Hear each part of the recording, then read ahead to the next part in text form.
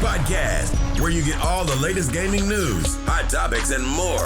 With guest Triple Cup Chuck, Livewires Gaming, 108 Dragons TV, Bloody Knuckles, Operations Op, 100, live, and your host, K Mega 405. The GRG Podcast starts right now.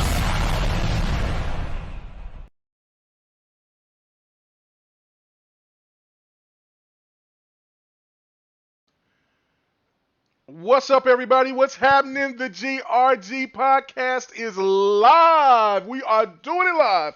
And we got a lot of things to discuss tonight. So it's going to be pretty wild.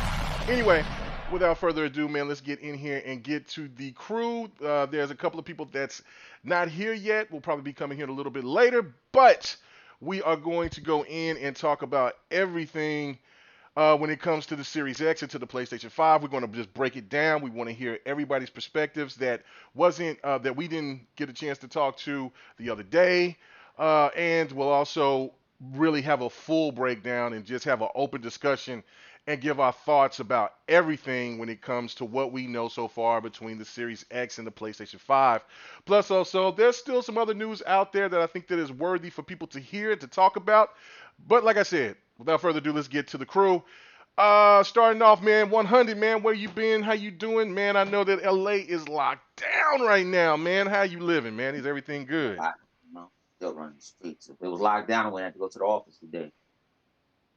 Okay. Ain't that locked down? Plus, also, there's still some other news there's out no there traffic that on the is streets. worthy for people here to talk about. Okay. Like I that. said, You know that's crazy to think about when you think about for all starting of us off, who've been man, out in 100, LA, man, right? where you been? How you doing, man? I know It's that busy LA as is hell, locked like down bumper to right bumper now, traffic, man. like How all you day, living, every day, man? Is nonstop. everything So the good? fact that you think about LA being It was locked down. no traffic is a scary thought. Yeah, and on top of just everything else, I mean, we've gone through our own situation as well. Uh, it's been pretty wild. Like, I mean, we went to the grocery store yesterday, and we went just let's go ahead and stock up. Got about like $500 worth of stuff, and then just said, look, we just gonna hunker down. But it was crazy looking at shelves that was just completely gone. Like, that's just unreal. And then actually some people that get it, because out here where I'm from, people aren't, you know what I'm saying, people tend to want to listen to other, you know what I'm saying, they have a different mindset and they think this is a hoax. So when you do walk out and you see people out there that has masks on and things like that, that's pretty crazy. That's pretty crazy. So, but yeah, no, I believe everybody is hunkered down, man. And look, I want everybody, Lady Infamous, everybody out there that's in California, New York, everywhere that's on that lockdown situation, man, to stay safe, keep it moving, and that's it. But anyway, since you went ahead and said something bloody, how's everything been going? What's going on with you? How it is out there in your side of town, man? Man, things are starting to hit here in Texas as well, man. Here in the good old Alamo City, man. I was like, we've had about 25 cases, but most of them are all confined and already in quarantine, and everything's taken care of. But the governor just started saying, hey, we're gonna start shutting all the non-essential work down ourselves. We don't have a full state lockdown like Cali and New York, but a lot of the cities are starting to really start. I wouldn't say like hunker down in place or anything like that, but they're definitely starting to say, hey, look, we're shutting down all this stuff. A lot of places are starting to work from home. So it's crazy. But, me being the man that I am and trying to be a man of the people, I'm still doing my thing, still streaming, trying to keep positivity and keeping everyone, everyone entertained and not trying to think about the dregs of everything that's going on. We gotta keep that hope and love alive. We gotta make sure that we take care of our people, man. That's all I'm trying to do right now. Yeah, no doubt. That's the truth. That's the truth. And then we're gonna move on down, man. Our new rookie of the year. What's going on with you, PK? What's happening on your side, man? Hey, happy Friday, friends and family. Just glad to be here, staying safe, keeping my head down, getting some gaming in. Um, Everything's running smooth, just slowing down like everyone else. But all good. All right, I hear you, man. I hear you. No doubt. And then our junior of the year. You know what I'm saying? The man is he's up. He's moved up. He's almost in graduation mode. Man, what's going on with you, Operations Op? Not much over here. Just chilling for the most part. Been playing Doom Eternal for the past 2 days, and that's been That's been crazy as ride, but I'll get about that later. Oof. But other than that, just keep my head down, being safe out here, being smart. But nothing unusual. Nice. All right, cool. No doubt about it. No doubt about it. And like I said, 108 Dragons TV will be here a little bit later, and so will Six Slayer, as I call him, aka Slick. You know what I'm saying? So they'll be in here, so they'll give their technical expertise. It's going to be a lot of reading on my part because there's a lot of stuff going on. But first, we'll just start off light before we get into the meat and potatoes of the show, and that is talking about a tease trailer.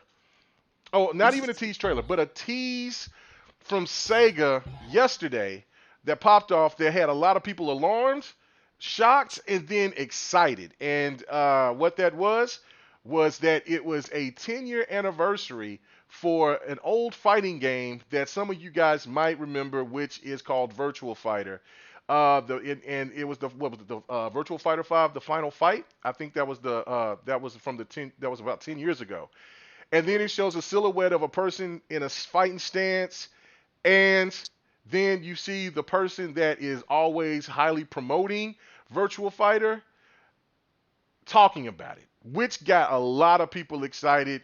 And so I'm going to go to my main man that likes to play fighting games just as much as I do. 100, man, what do you think about this? Is this something that gets you hype? I mean, it's another 3D fighter. We've been asked, some people's been asking about it. A lot of people may not even remember it because it's been so long ago, but it is another 3D fighter coming on, and it shows that the fighting community is strong, and people must have been asking for it in abundance for Sega to say, hey, let's go ahead and do this. There will be a reveal March 25th for this particular game. So are you hyped about it? No, I gotta see it first to be hyped. So you gotta show me more than just give me a tease. I'll be hyped when I see it, you know. And Virtua Fighter wasn't the easiest fighting game to pick up anyway. So, I mean, I used to get my ass kicked in arcade. Mm-hmm. So, you know, was it one of my best franchises? No, 'cause I used to get smashed. You know, and it was one of the expensive video. I think that video game was like $1 here. Oh, was it $1? Yeah, it was $1 to play. Oh wow! So and it was technical and people, you know. Oh, you talking about arcade? Oh yeah, you talking about the the quarters? Yeah. No, it was $1. I got what you're saying now. You're talking about the arcades, yeah. Yeah, so you know, Sega want to bring it back, man. You know, Sega's looking like they're trying to do some stuff right, so they can bring it back. But they ain't got nothing else to do. But it got to get done right. Don't bring no half-ass game. Don't if you gonna remake it all the way through. Yeah, no doubt. Just don't put a skin on it and it's still playing outdated. Like, you know, I love Killer Instinct and Killer Instinct 2. I can't play them like that no more because it's too slow to what I play from today. Mm-hmm. So you can't play Killer Instinct? You saying Killer Instinct is too slow? No, the first one. I'm talking about the original one. Oh, okay. The original one, it's like too slow. Like even with Samurai Showdowns. They keep the thing about it. They keep alive because that was fast paced. Mm-hmm. But it's a lot of fighting Neo Geo games. I just can't get it. I tried to, but they don't feel with the times. Have you tried to play the new Samurai Showdown at all? I did. I think when that price go down, I just don't feel like giving them $60. You know what? I have to say I was in the same category as you when it came to this new. So even though I bought it day one. But first, before I finish up, Sir X Man in the chat, man, thank you. He said, "Let's go, Bad Lemon, my homie." And K Mega, thank you, Sir X Man. Really appreciate that. I was on the fence too, and I was not going to really get into the game, even though I bought it because I wanted to support it. Is the fact that I thought it was going to be like, man, it's going to be way too slow paced, especially with all these other fighters out here that's so quick. And then so me and my boy Core, we started to play it, and I was like, man, we got to put it on a fight night sometime, you know, just to do it. So it was the last game because not everybody else had it. So we played it. And we just thought, you know what I'm saying, well, Core's played it before. I was like, man, we'll play about maybe 30 minutes or so, and then we get out of here. We played that thing for another 2.5 hours. and that was my first time playing with against somebody online. And yeah, it's slow, but it is absolutely it's satisfying. It's not like you get in barrage like some people do in like the new way that Tekken is now and Soul Calibur and these other 3D fighters where people just keep on just hitting combo heavy, combo heavy, combo heavy. It is old school pure, but it's fast enough, and they also have different characters that are a lot quicker than others. That aren't going to be as powerful, but it feels good. I recommend anybody out there that wants to kind of get to the old traditional type of fighting games. Yeah, Samurai Showdown is the lick. It is old Well, school. that It's last tit one for I tat. got, Hmm. the last time the Samurai Showdown 5, it plays quick. Yeah. It plays quick and it has new character I didn't never know, but I got it on sale. I just don't want to give up 60 for it. You know what I'm saying? Just like that. I can do it. I got rewards points. It's not like I can't get it, but it's just like, okay. Well, no, you're When smart. you I would go. wait for a sale. I would wait for a sale if you don't think that you would be into it. But I mean, as a fighter enthusiast, I wanted to support it because it's come to the Xbox, and and you hear that people like people that primarily play on Xbox don't support those type of games. So that was my main point of why I paid for the Ultimate Edition for it. But no, I agree with you on that. But go ahead. I'm sorry. Yeah, but no, like I said, I looked at, I saw people playing it. I mean, it looks fast paced to me. I mean, it's a slasher. It's kind of like playing chess. Hmm. You got to know when to hack and when you gonna slash because you can miss and it might be your demise. And somebody hit you with that super, it's over. Oh yeah, no, that's exactly right. And then there's another thing on top of with this new one is that you got an insta kill, and well, I mean, I think you've always had an insta kill, but they also have the special attack as well. Then they have like this super heavy attack that could stagger you, and then you can kind of move into it. It's real technical.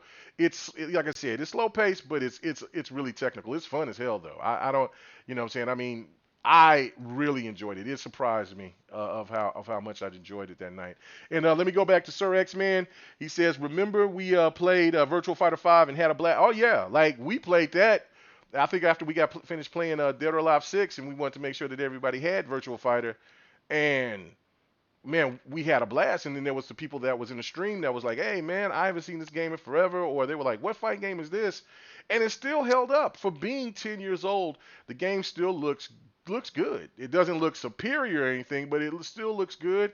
And the mechanics is just like what Hunter said. It is really, really technical, but it's really fun because it got that Dead or Alive Tekken playability. It's a hybrid of both, in my opinion. But anything else you want to add, 100, before I move to somebody else? No, somebody else. All right. Okay. What about you, Op? What is your thoughts about the whole Virtua Fighter 6 leak, or I should say tease? Nothing. I never played the first one. I forgot it existed until this tease right now. So Oh I, God. I really can't say much about it. I'm not big in fighters, and I even if I know. was, I knew nothing about this. Oh, Jesus Christ. All right. That's why it's the first topic. Get it moving. Get it moving. Mm, All right. Let me go on into PK, man. I know that you play some fighting games, so are you familiar with Virtual Fighter 5? And what do you think about this tease? First K Mega, don't disrespect my gangster. I play all fighters. Okay, Okay. I'm just saying. I'm just saying. And yes, I'm super excited for Virtual Fighter. Mhm. Um, I know a lot of people are uh, fans of DOA and things like that, and that's where the original system was built off of. That same system was shared, and that's where DOA came from. Uh, and it was always based off of real fighting styles and arts. It was never something made up. That's what was the so fascinating about it, right? It was very difficult and technical, heavy fighter. That's why a lot of people stirred away from it because it's not easy.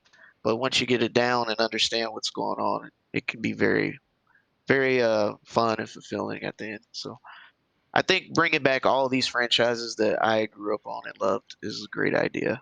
I hope that they continue with that and maybe bring back Samurai Showdown, Virtual On. Let's just reach into.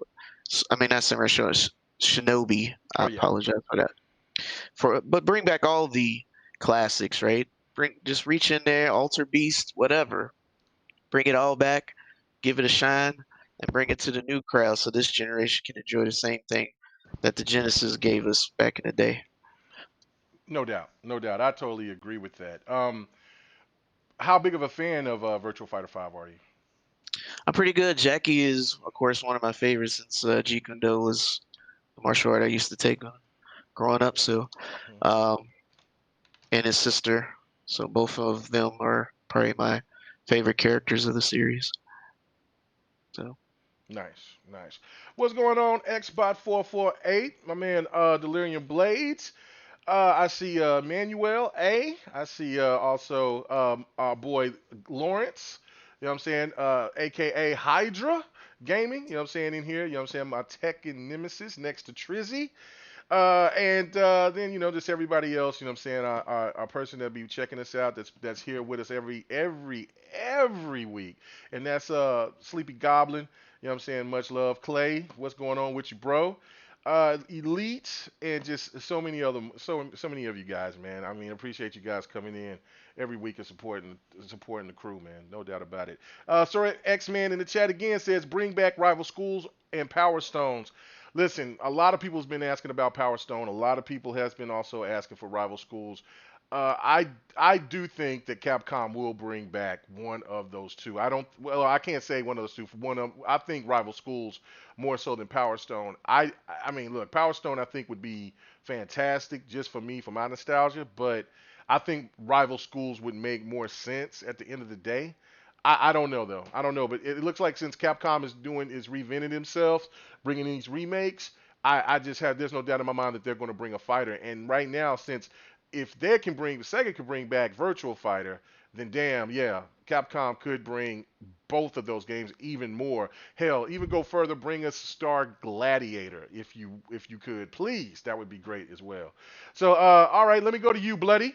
What did you think were you a fan of Virtua Fighter, and what do you think about this news, man? Do you believe this is true? First off, which it does look like it is, but what do you think?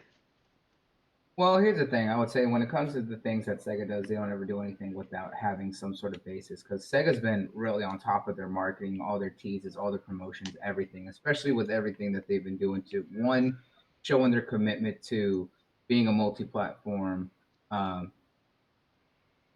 publisher nowadays. Before they had some games on all platforms, and then they had the ones that were only on PlayStation, stuff like that. But they realized, hey, our fans are everywhere, and especially the early day or the classic fans from the Sega Saturn, Game Gear and Dreamcast days. They went to Xbox and stuff like that. And now we're seeing that their kind of devotion to being fully dedicated multi-platform with all the games that they've been bringing over and the kind of support that they have. And I think that they realize that kind of doing that they have a lot of history and a lot of games that people want to see. Now, with the fact of them potentially bringing back Virtua Fighter, I think they would, because we're seeing that they've been bringing back some of their old classics slowly, because there is absolutely, without a doubt, an interest in those games. I was never a Virtua Fighter fan, only because when I was young and Virtua Fighter was out, it was, that was the rivalry of the 3D fighters between Virtua Fighter and Tekken. And I was more of a Tekken fan than I was Virtua Fighter. Absolutely. Talk that as Xbot is slandering your name in the chat, Baby Bot. He's slandering your name. He's calling you an imposter, but go ahead. What? Imposter? What? Who? Who? An imposter. Oh, an imposter of who? Am I impersonating him? Yes. Because of the fact that that's not someone impressive to impersonate in the first place. Whoa! Get that work, Bot. Oh, and by the way, man, hold on for a second. This is very, very, very, very, very, very special news. We have a new member, a support of the channel. And this is my main man, Hanosis. I cannot pronounce your first name. I will not try to. Let me be country. Hey, Agaratos. Agaratos. That's a wonderful name, especially as a member. That sounds like a would you say that was a villain or like a superhero name? I don't Nah, know. that's definitely a villain. That's a villain name. That's a dope ass name though. You know what I'm saying? Hell Hey, yeah, you need absolutely. to kiss your mama every day for her giving you that name. But thank you, Henosis, man. Thank you so much for being a member. That is special, man. Thank you. Appreciate it. But go ahead, Bloody. I'm sorry. Yeah, but like I was saying, I was like, I've played Virtual Fighter way back in the day, but it never stuck with me just because of the fact that at that time that was, you had the war of the 3D fighters between Virtua and Tekken, and kind of Tekken won out that crown, and Virtua kind of went off and kind of disappeared for a while, then came back and did a few of their other games kind of throughout the years. But the fact is, it is still a very classic franchise that has history in the in the fighting community. Just like you look at Dead or Alive has a massive history in the fighting game community. And I think the fact is, right now, when you look at the fact that Sega's on their 6th-year anniversary, it's a 10-year anniversary for the Virtua Fighter franchise and stuff like that. I think there's without a doubt that they are going to tease something, especially with the fact that, like I said, you look at what kind of how their promotions and everything has been working lately. So I really think that we're going to see something sooner rather than later for Virtua Fighter. Yes, no doubt. And gotta give a big shout out to two other people, man, that are special amongst the GRG family. And that's one who's been here from day one, and that is my boy Jazzy Newt, man. He's been with GRG from the very beginning, man. Really appreciate and your support as well. And then also, who was the other person I was looking at? Where yet? Other Zinc, for sure. But there was somebody else. Damn it. I'm looking right at it right here, and that's my boy Thomas Franks, man. He says, GRG, let's go. And as I see Lemon, you know what I'm saying, how you feeling, brother? Because you was down in the dumps earlier this morning. Yeah, I'm still in the same way, but guess what? The show must go on. And let me say this for the record. 100, I am not in the mood. I will take a rusty spoon and beat you to death with it. I'm not even going to carve out your heart. I'm just going to beat you. Facts. Tired as hell. Woo! Hey, so Lemon, I got a bucket beat you with a race, trace, and spoon. Facts. Race trace hashtag. Hey, people in the chat, please give 100. I forgot to do that. This is just me being disrespectful. Hey, man, to show 100 his love, man. Hashtag race tracing. Let me see it. Let our boy 100 see it.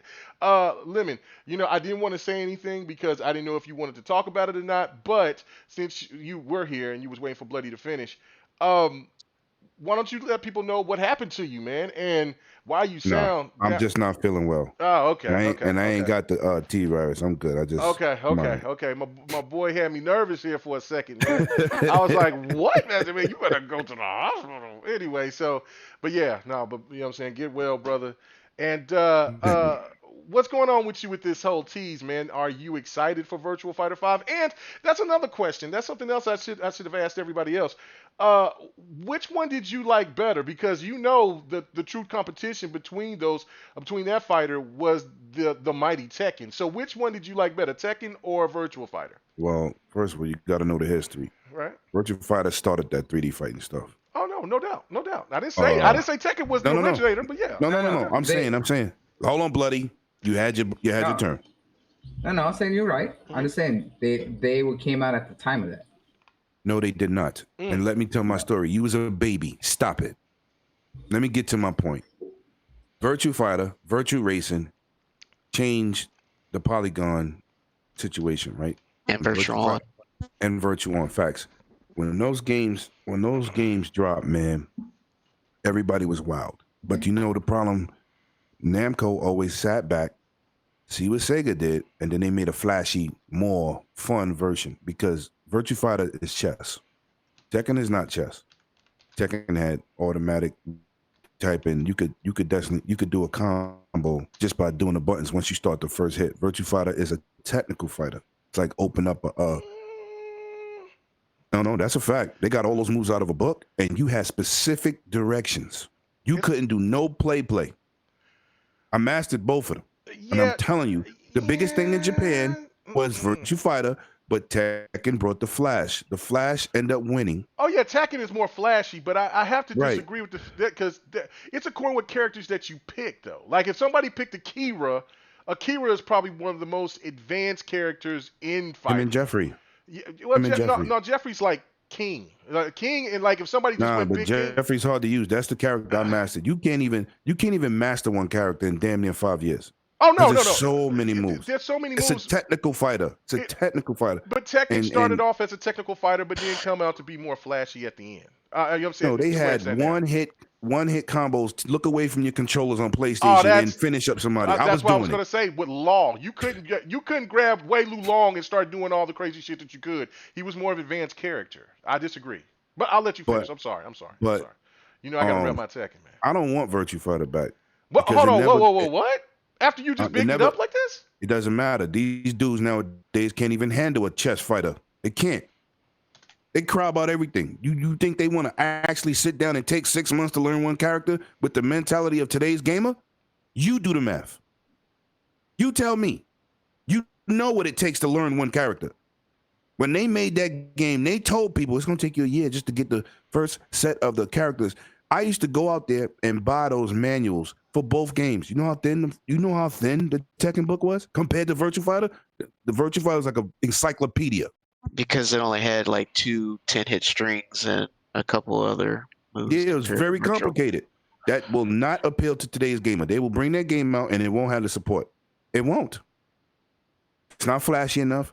They don't do things. Yes, it broke into the market. The same thing with Virtua Racing and all these other games. Namco always sat back and brought a game out a year and a half to 2 years later, copying what Sega did, but made the fun flash side of it. Yeah, that's what they always did. They didn't innovate anything. They just made it more fun. That's what I grew up on. Facts. Okay, all right. I mean, I I think- agree with that. I I can see that point of view. I see his point of view, but I have to say there are alternative facts.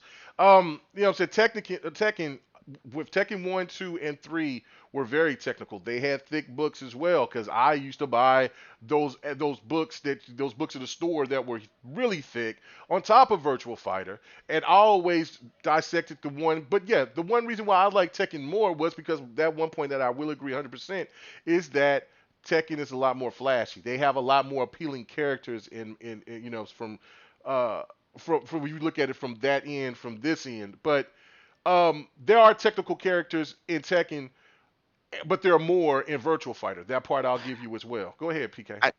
I just think Tekken overall was just easier to pick up because. Oh yeah, like, there was definitely some characters you could like Law. Like Law is the easy, and Eddie. Like when Eddie was introduced, like I mean everybody was picking Eddie at the time. That wasn't a Tekken fan. They just there was a casual.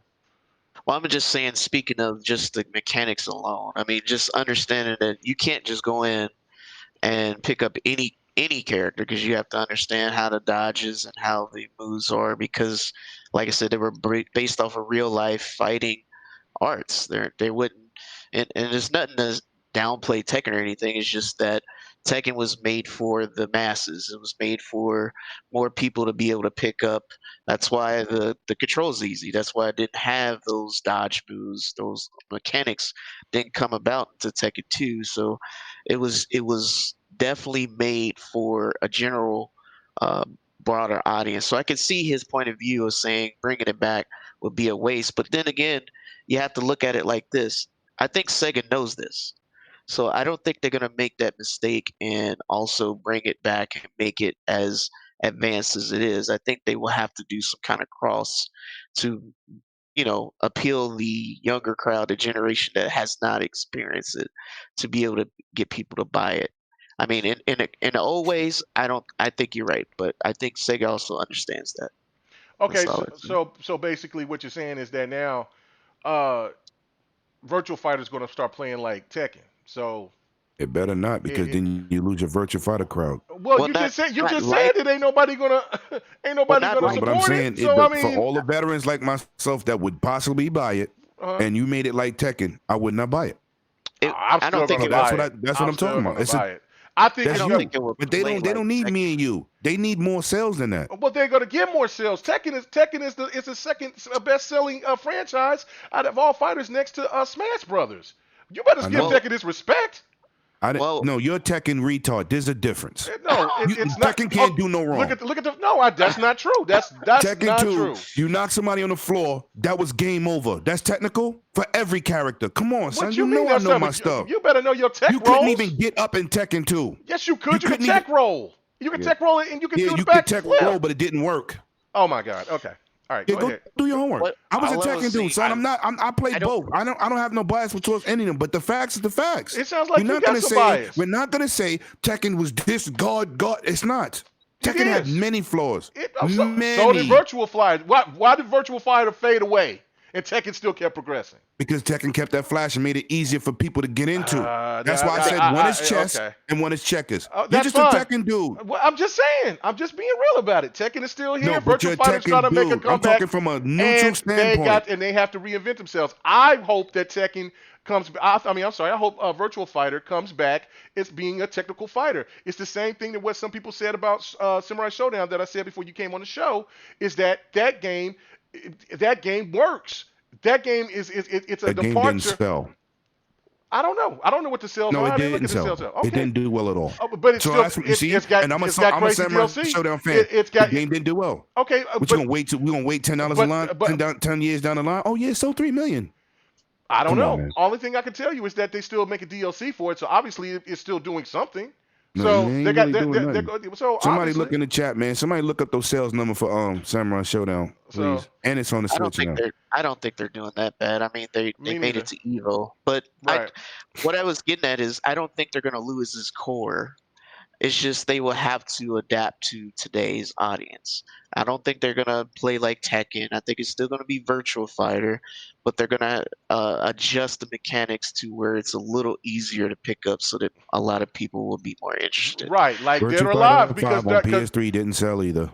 because what's its name? There's characters that's on Dead or Alive that's from Virtual Fighter. So therefore, what's going to happen is that they'll probably do maybe some collaborations with that and have their little twist with Virtual Fighter. Look, where Virtual Fighter shines is being a very technical fighter. I agree, but again. Hey, if they got to reinvent themselves, then they're going to have to reinvent with the second king, the first 3D king out there, and that's Tekken. All right, so let's move on to the next topic. Anyway, and that's with Sony. And before that, like I said, then we'll get into this whole big discussion about the Series X and the PlayStation 5 right after this. And that is about this rumor of Sony potentially maybe buying Konami games, which those 3 Konami games that they're talking about is Castlevania, Silent Hills, and Metal Gear Solid for Kojima. Now, we've heard plenty of rumors that Kojima's studio could be picked up by Sony.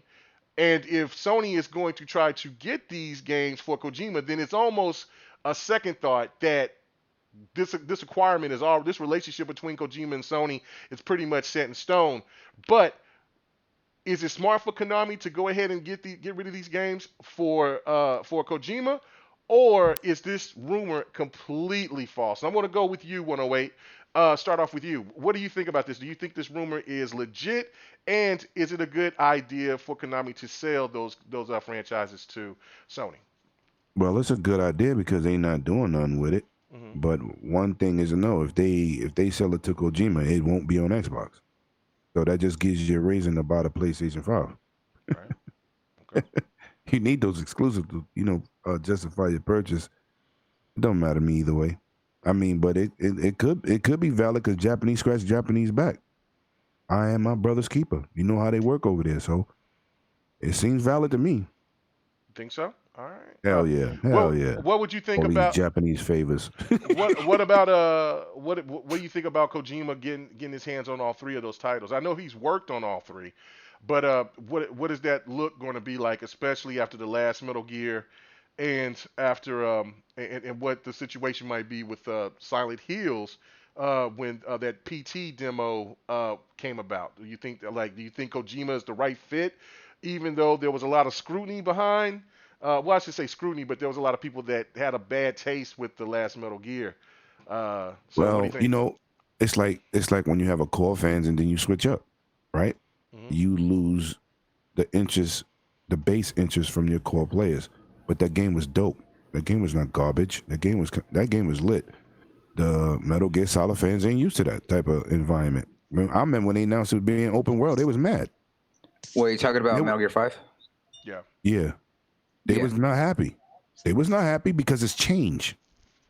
And dudes are used to a certain way to play the game. I mean, you always add something. Like somebody told me one time, Gears is Gears. But why would they not be Gears if that's what their foundation is? You get what I'm saying? Like, it doesn't make no sense. So he's a perfect fit for Silent Hill. We know he crazy. Silent Hill is not no sane game. You know what I'm saying? It's definitely out there, and he has an out there imagine and direction in his game. So it would fit. I think it would work.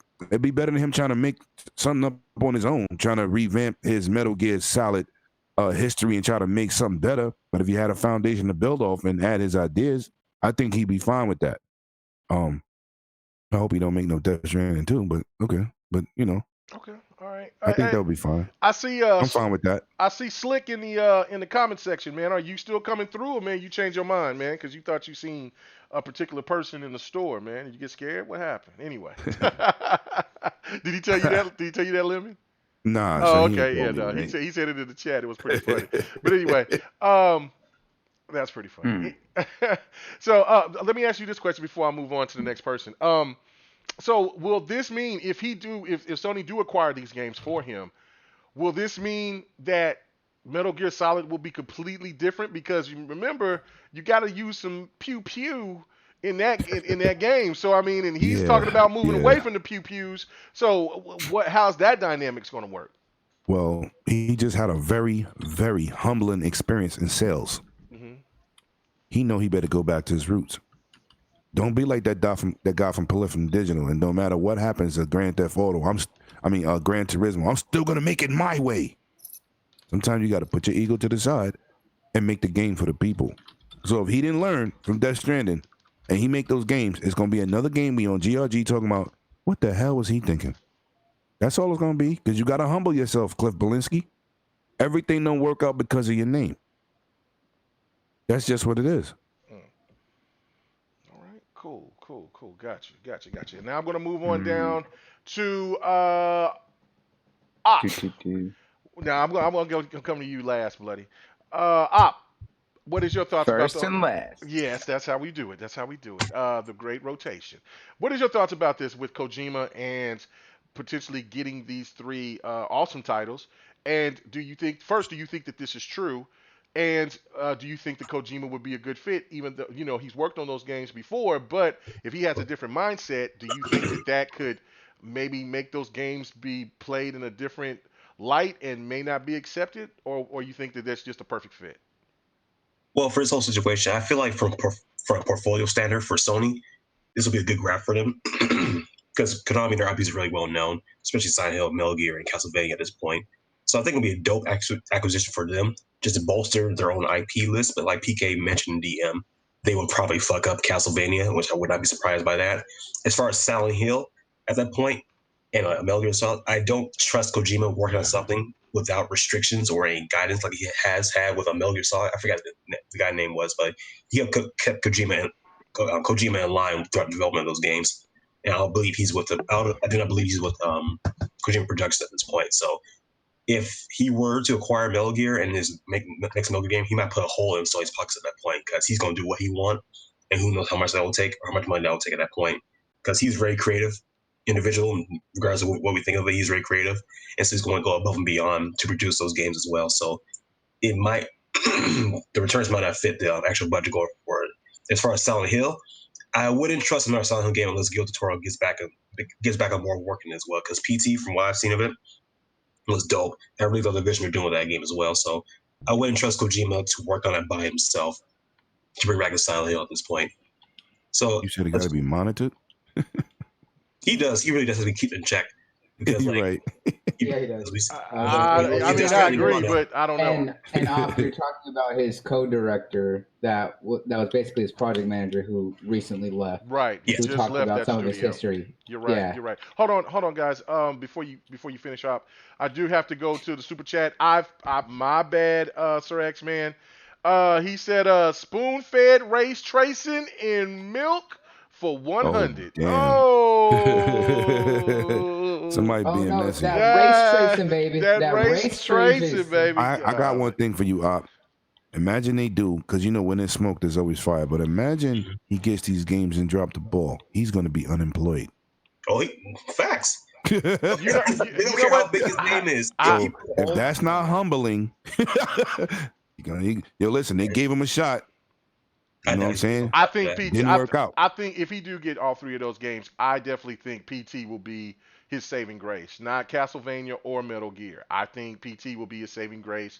That is up the PlayStation fans' wheelhouse, and that game will be. And I think because Kojima is good at it can do really good. Because in Metal Gear 5 there was some creepy elements.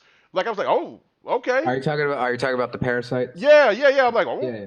So there's a lot of the game was awesome. yeah, and then the PT demo was hot.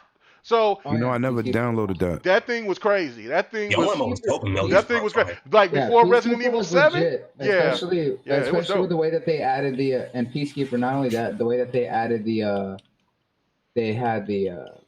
way you can build Zeke by taking down all the robots, and you can slowly build up your own personal Metal Gear with all these different parts based on all the robots that you fought. It was very different because it was going into the expansion of AI early on in the 60s. Oh, nice. Right. So he's got a great mind for things, but it's just the fact of what I'm saying. Do we have to step back? Concepts, but like having it all work together seems like throughout the entire experience. That's where all three. In Castlevania, where direction is he going to go with that?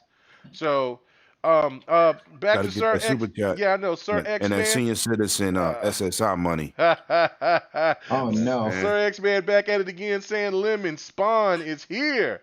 You have no excuse for Sunday nights. You got anything you want to answer to that right fast? I'll be that. I'll be that. All right, cool. All right. I'll be there. Oh, okay, so Op, do you have anything else you want to touch on that?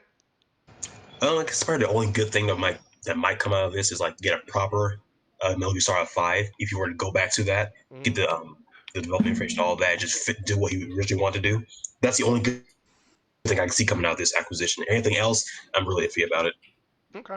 All right, cool. 100. Let me go to you, man. Let me get your thoughts about this, man. Do you think it's a good look for Kojima? I've already read your statement in the chat about Metal Gear Solid 5, but do you think it's a good look for Sony to acquire these three franchises and have Kojima take the helm of them? Who'd have said that they was up?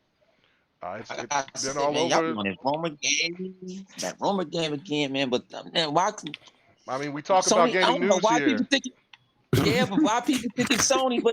But we speak about factual news too. I mean, this ain't factual right now. That's why said it was a rumor, son. That's why you give the disclaimer that it's a rumor. He said, what do you feel about the rumor? What do you feel about the rumor? I feel like it's garbage. Okay. I think it's fake. I think it's a bunch of bull. Okay. I think it's a bunch of clickbait. Sony, for them to purchase all of that series, it's gonna cost a lot of money. I agree. Oh, okay, yeah. so that's another angle to this that you know what I'm saying, that we want to hear. So okay, so you think that Sony don't have the bread to get these new franchises, and I mean, do you trust Kojima working on them? For one is, I think they don't want to give nothing to Kojima. You forgot they had a bad divorce. You're absolutely right. Well, say this: he didn't get the kids in the settlement papers. That's what it is. So I don't. He didn't get nothing. He got walking papers. Give him nothing. Exactly. They didn't give him nothing. If you gonna get on something, just like Platinum wanted, Platinum won't Scalebound back. It's not gonna happen. You won't Scalebound back, I'm gonna hit you over the head for it. You're gonna have to pay me a whole lot of money. Microsoft ain't even considering it. I know that, but you they don't have the money if Microsoft asks for the real budget. But I don't think that, and like I said, Metal Gear ain't been good. It ain't been a good Metal Gear since Solid 2 and when you play with Raiden on the hack and slash. You didn't All like that Snake Eater and all that. I don't want to play no damn prequels. Man, I already know Snake Eater was who weird. Big Boss is. Nah. I enjoyed it though. I enjoyed all I of it. enjoyed it, but it Yeah. was weird. I really like 5. Big Boss. I didn't like 4. I didn't like 4. Four was really odd. was Four good. was odd. 4 was odd. Yeah, 4 When you was had good, the man. the things that was moving Four like had cows, so many damn like, whoa, cutscenes. whoa, whoa, You didn't even yeah. really play the game. Yeah. Right. It had 3 hours of gameplay. I love 4, but it was definitely not right. It was I don't love it. I odd can't as love it. hell. Yeah. There's no way I can love that game. I liked what they did because that's where they really did a lot with the augmented reality system. The way that you had the stress and the way that you can actually work with the PMCs in the world. So it was basically you and 2 warring factions, and you can actually help them, and they would actually do a lot for you. And how if you started fighting too much, it would build the stress. Like there was a lot of small, unique mechanics that were really used. I agree, but it's also you got to realize between gameplay, there's naps. Oh yeah, and dudes was falling asleep. I get you that there was some very drawn out. There was way drawn out. No, Let's I don't emphasis that properly. You couldn't. The first cutscene with the dude with the guns. My God. Drebin. That's a lot. Come on, man. They didn't even have. You couldn't even skip it. They had to patch in later where you could skip it. That was horrible. People they added in that in a lot. Like I tell people about Death Stranding, after 20, 30 hours, the game is interesting. Most of the people is not there for 20, 30 hours. If you can't grab them in the first hour to hour and a half. Facts. That's just what it is. And I wanted to like Metal Gear 4, but I beat it. But then when you got I beat it, but it's just like when they actually they went down. I think it was after that first EGM cutscene, magazine. I was done. I said, right, the EGM magazine when they actually did it, and you could skip through the cutscenes. The gameplay was actually 3 hours. Yeah, that's what. Actual gameplay was only 3 hours. Right. Nah, dude, that's a movie. Yeah, nah. So, We're not gonna accept that. So that's what I'm. Sorry. So that's the point that I think 100 is trying to make is that if Kojima, that's why I was asking you guys, do you think Kojima is right for these games if Sony do acquire them and give them to Kojima, and will that be dope enough for the gamers that remember how, especially Castlevania ain't cutscenes. It's got a few. It's not. But it's action. So he's action, more about cinematics. The only cutscenes that they ever introduced. He's all about direction and Lords of Shadow. Okay. But he has a great vision. You know what I'm saying? Like I've said, somebody was there monitoring him. Like, nah, dude, you talking? He's got a great mind for making for doing a great story and things. But it's just everything else after that where he's like, he has a creative problem. Right. So all right. That's what it is. Let me go to 100. Were you done? I'm done. All right, PK, what do you think, man? So I just want to go and say I humbly disagree with some of your viewpoints on Kojima. Okay. But I to get out there first, I don't entirely believe this rumor. Okay. I just want to put that out there. Because Konami still makes games. I know a lot of people don't know, but Konami pushes a lot of mobile stuff. Yeah, and then he made Contra, so and the pachinko machine. And Yu-Gi-Oh makes a lot of money for Konami, which is about to come out on Xbox, PC, and PlayStation next week. The update. So they're not gonna just let go of these IPs. I could see them maybe licensing these things. That is a possibility. But as far as upright selling them, even if Sony was interested, they will have to somehow convince their shareholders how they're going to make that money back in the next 3 years. And you know how that works. If they can't make money back, then it's not worth the investment. And I don't remember Kojima working on any Castlevania games at all. So in the beginning, he did some. He had some work. I don't know what part of it in the Kojima games in the early Kojima games when he was like before his name even got blown up. You see what I'm saying? So yeah, I understand, but I'm just saying I don't remember him having any hands in it because, in my opinion, this guy does not know how to tell stories, and that's why I disagree with his vision, and I'm using my quotes in the air when it comes to telling stories because I'm gonna be honest, Metal Gear storyline is not good, and it's all very over the confusing. place. and don't get me started with Death Stranding. It, Oh, if his role was only to direct, that would be one thing. But if he's writing, producing, and directing, that is a problem. And especially when it comes to games like Castlevania, which he has no idea of what the real creator vision was for that franchise. I'm totally against that, 100%. I can see him doing the Silent Hill game because it's more horror or survival horror or suspense, so it's easier for him to put a movie together because that's what he likes is cinematics. But again, I'm me personally, and I'm just talking about me. I could care less about looking at cinematics. Damn. I do not want to. I don't. This is why I got upset about Uncharted, because it took me into chapter 9 to stop looking at 40 minutes of video before I get to play. I want to play the game. I don't want to watch it. That's just me. I don't mind cinematics here and there, but not Not 80% of majority, the right? game. Not majority right. of the time. No, I totally agree. Okay. We also got to realize there's a contradiction to this rumor too. Remember, he got fired, and he couldn't even go to E3. Right. There's a reason why he got fired too. Right. So they banned this dude from just talking about what happened. So there is no love there. He wasn't banned from E3. He was banned from going to the Video Game Awards. Yeah, the video game news. My bad. But it's just like they went out their way to do that. They didn't have to do that. Yeah. You know what I'm saying? Like that's intentional. That's spiteful. Well, he has a. I mean, I get that. Aside from that, I'm looking at his work ethic.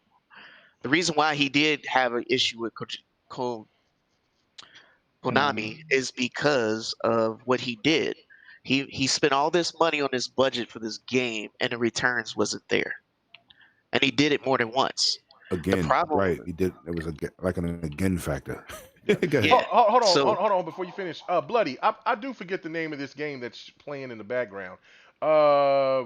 Beyond Good and Evil. No, this ain't Beyond Good. Beyond Oh, that's Good what and I'm Evil. looking at. Yeah, this is this is a new title. Oh, Man. you're talking about the one that's on right now? Yeah. I thought that was Yeah, it Beyond Good is. and Evil That's too. the sequel, I think, because that's yeah, that that's pig. Beyond Good. That's Beyond Good and Evil too. Oh no. Oh, okay, never mind. I'm. Are you talking about the? Are you talking about the one before? I'm way behind. No, there was another game. My bad. Yeah, The this one is that- Beyond. the- This is Beyond Good and Evil. My bad.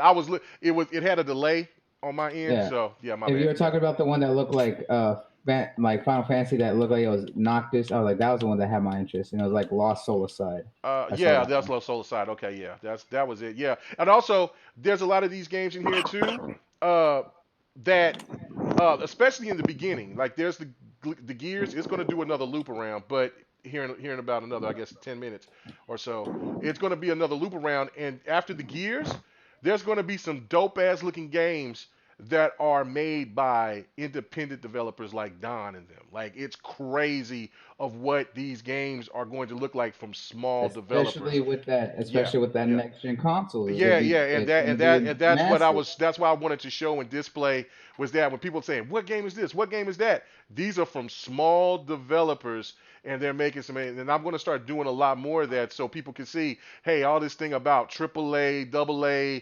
indie developers, we're going to start getting to a time where we're not going to know which one is which except for just the quality and maybe voice acting, things like that. They better cut you a check. Yeah, Yeah, we got to get to Sir X-Man's. Yeah, let me go get to him. chat. Yeah, Sir X-Man again. He says, I think Quantum Break was the best version between the best vision between action and video, and the game deserves a lot more respect for the score that it got. Absolutely. I mean, that's the thing. Like, if you really want to get into the movie aspect of it, then you should separate it like that. Especially if you're going to do 3-hour cut scenes. So, because there's nothing wrong with you want to get throw your chops at doing some directing.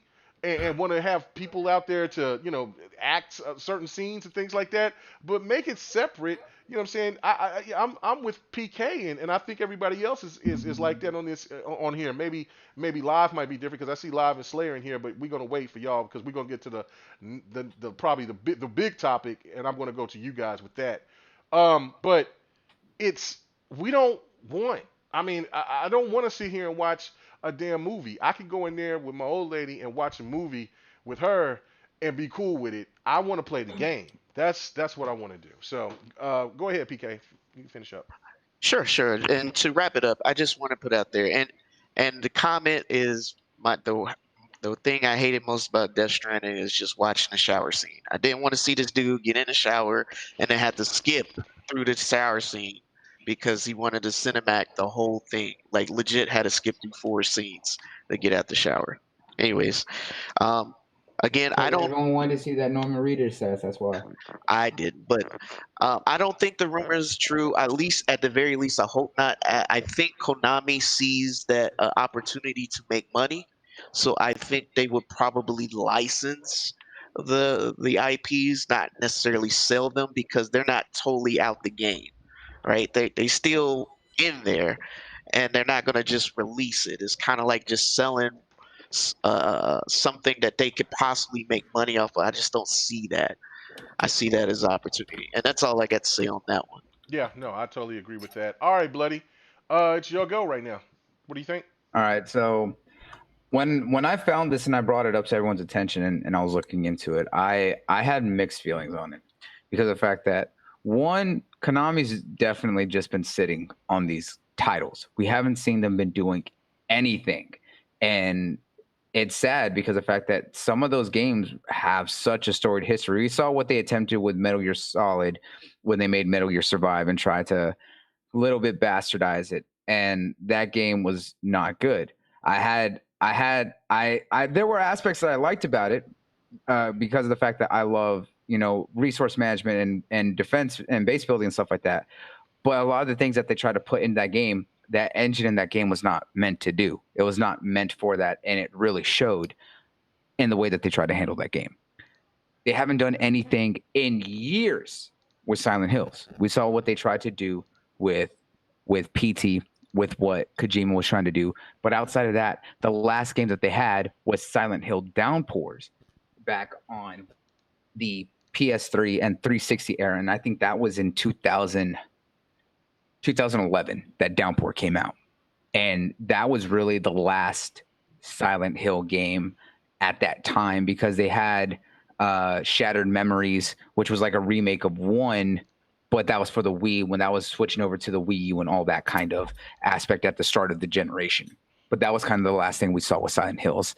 And Castlevania has not had any love since the last generation, probably in 2010, when they made Lords of Shadows and Lords of Shadows 2.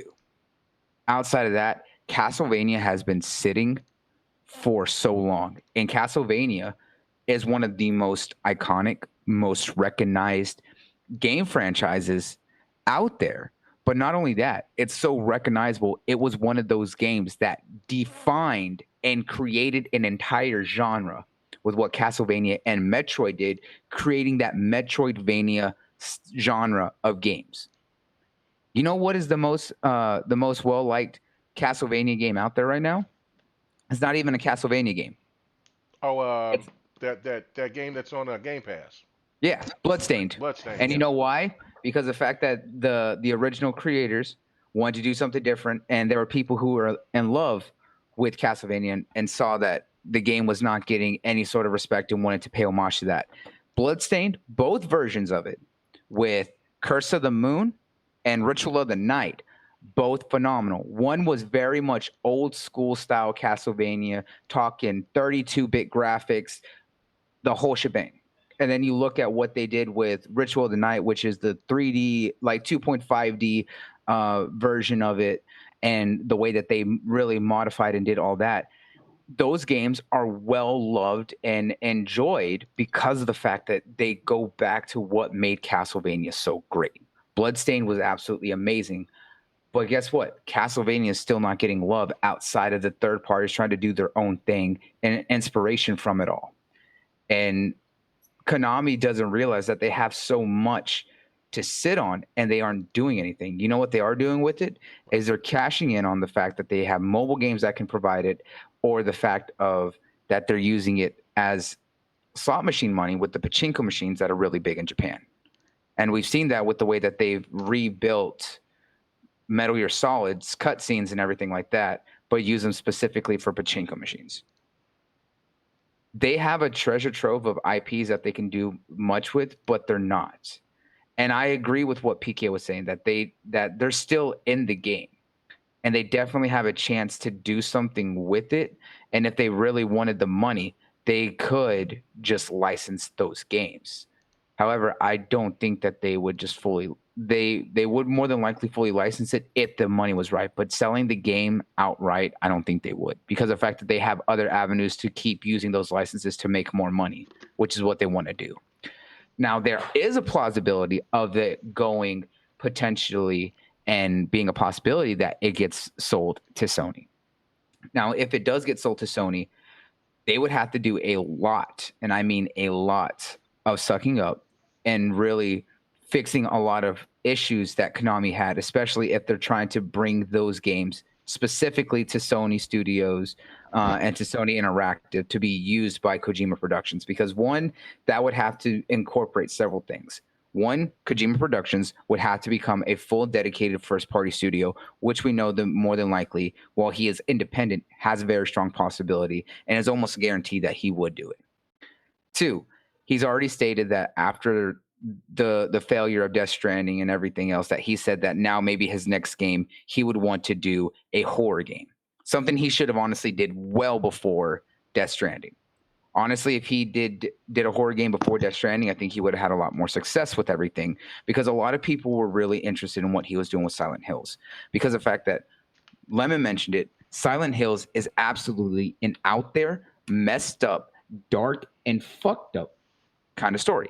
And I don't want to use that word, but honestly, I've been replaying those games on stream, and they completely unnerve me with everything that's shown. Yeah, Pyramid Head is the most. Oh no, I'm not even just talking about. I'm not even talking about Silent Hill 2. If you haven't played Silent Hill 3, there's several areas in that game that completely just make my skin crawl. And even though I played it long ago, it just makes me feel so off because of just the way that the story is and the symbolism, as well as the presentation of everything. Yeah. Those games are meant to be messed up, and they literally are so dark that they have to give a warning saying, hey, the content of this game is graphic, violent, cruel, and will basically give you a full PTSD warning at the beginning of the game. Now that's another question too, because of this new generation, this new era in gaming.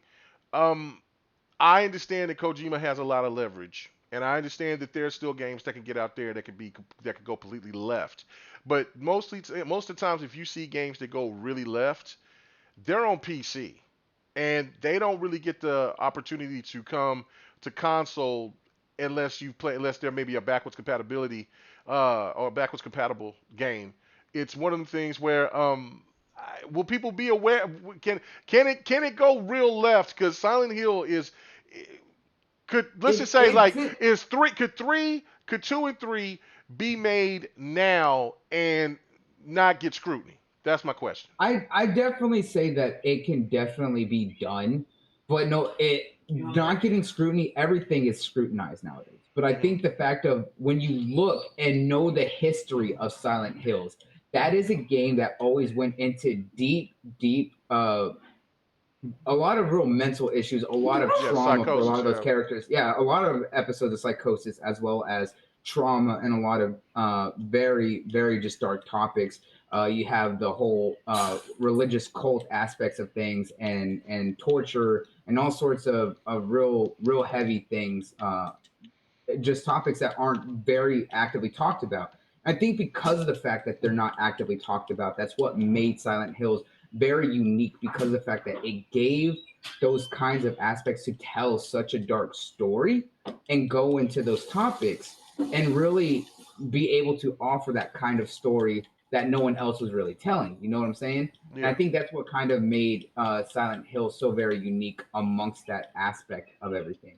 So I definitely think that if it was Silent Hills doing it, that it definitely has a chance of really being successful nowadays. And I think that's where it would be. Now, as for Castlevania has grown in multitudes of ways. It is still very action-paced. It was genre-defining, and it definitely is not an aspect of having a lot of cinematics. It didn't have many cinematics until you look at Lords of Shadows 1 and 2 on the 360 and PS3 era, and what they kind of did with the story, and one telling the origins of Vladimir Tepesh, and then going into more about Alucard, Dracula's son and everything. So there's definitely a lot there, but they still focused on the fact that it was a hack and slash kind of isometric game, kind of like the old school days of God of War, and that worked for it. If he tried to take it too overly cinematic, I think that it's going to lose that appeal that I don't think there's a thing to it. I don't think there's a thing to it. Yeah, I think it would kill the franchise. And you got to think too, right? Look at the success of Castlevania right now as well, with the success of the anime adaptation on Netflix. What is the one thing that they did? They have a very well done story and well done characters. But what is still the core of what makes that series successful as a TV show? It's the fact that it's still bombastic, well visualized, and very gory and action based. There's fight scenes in every episode.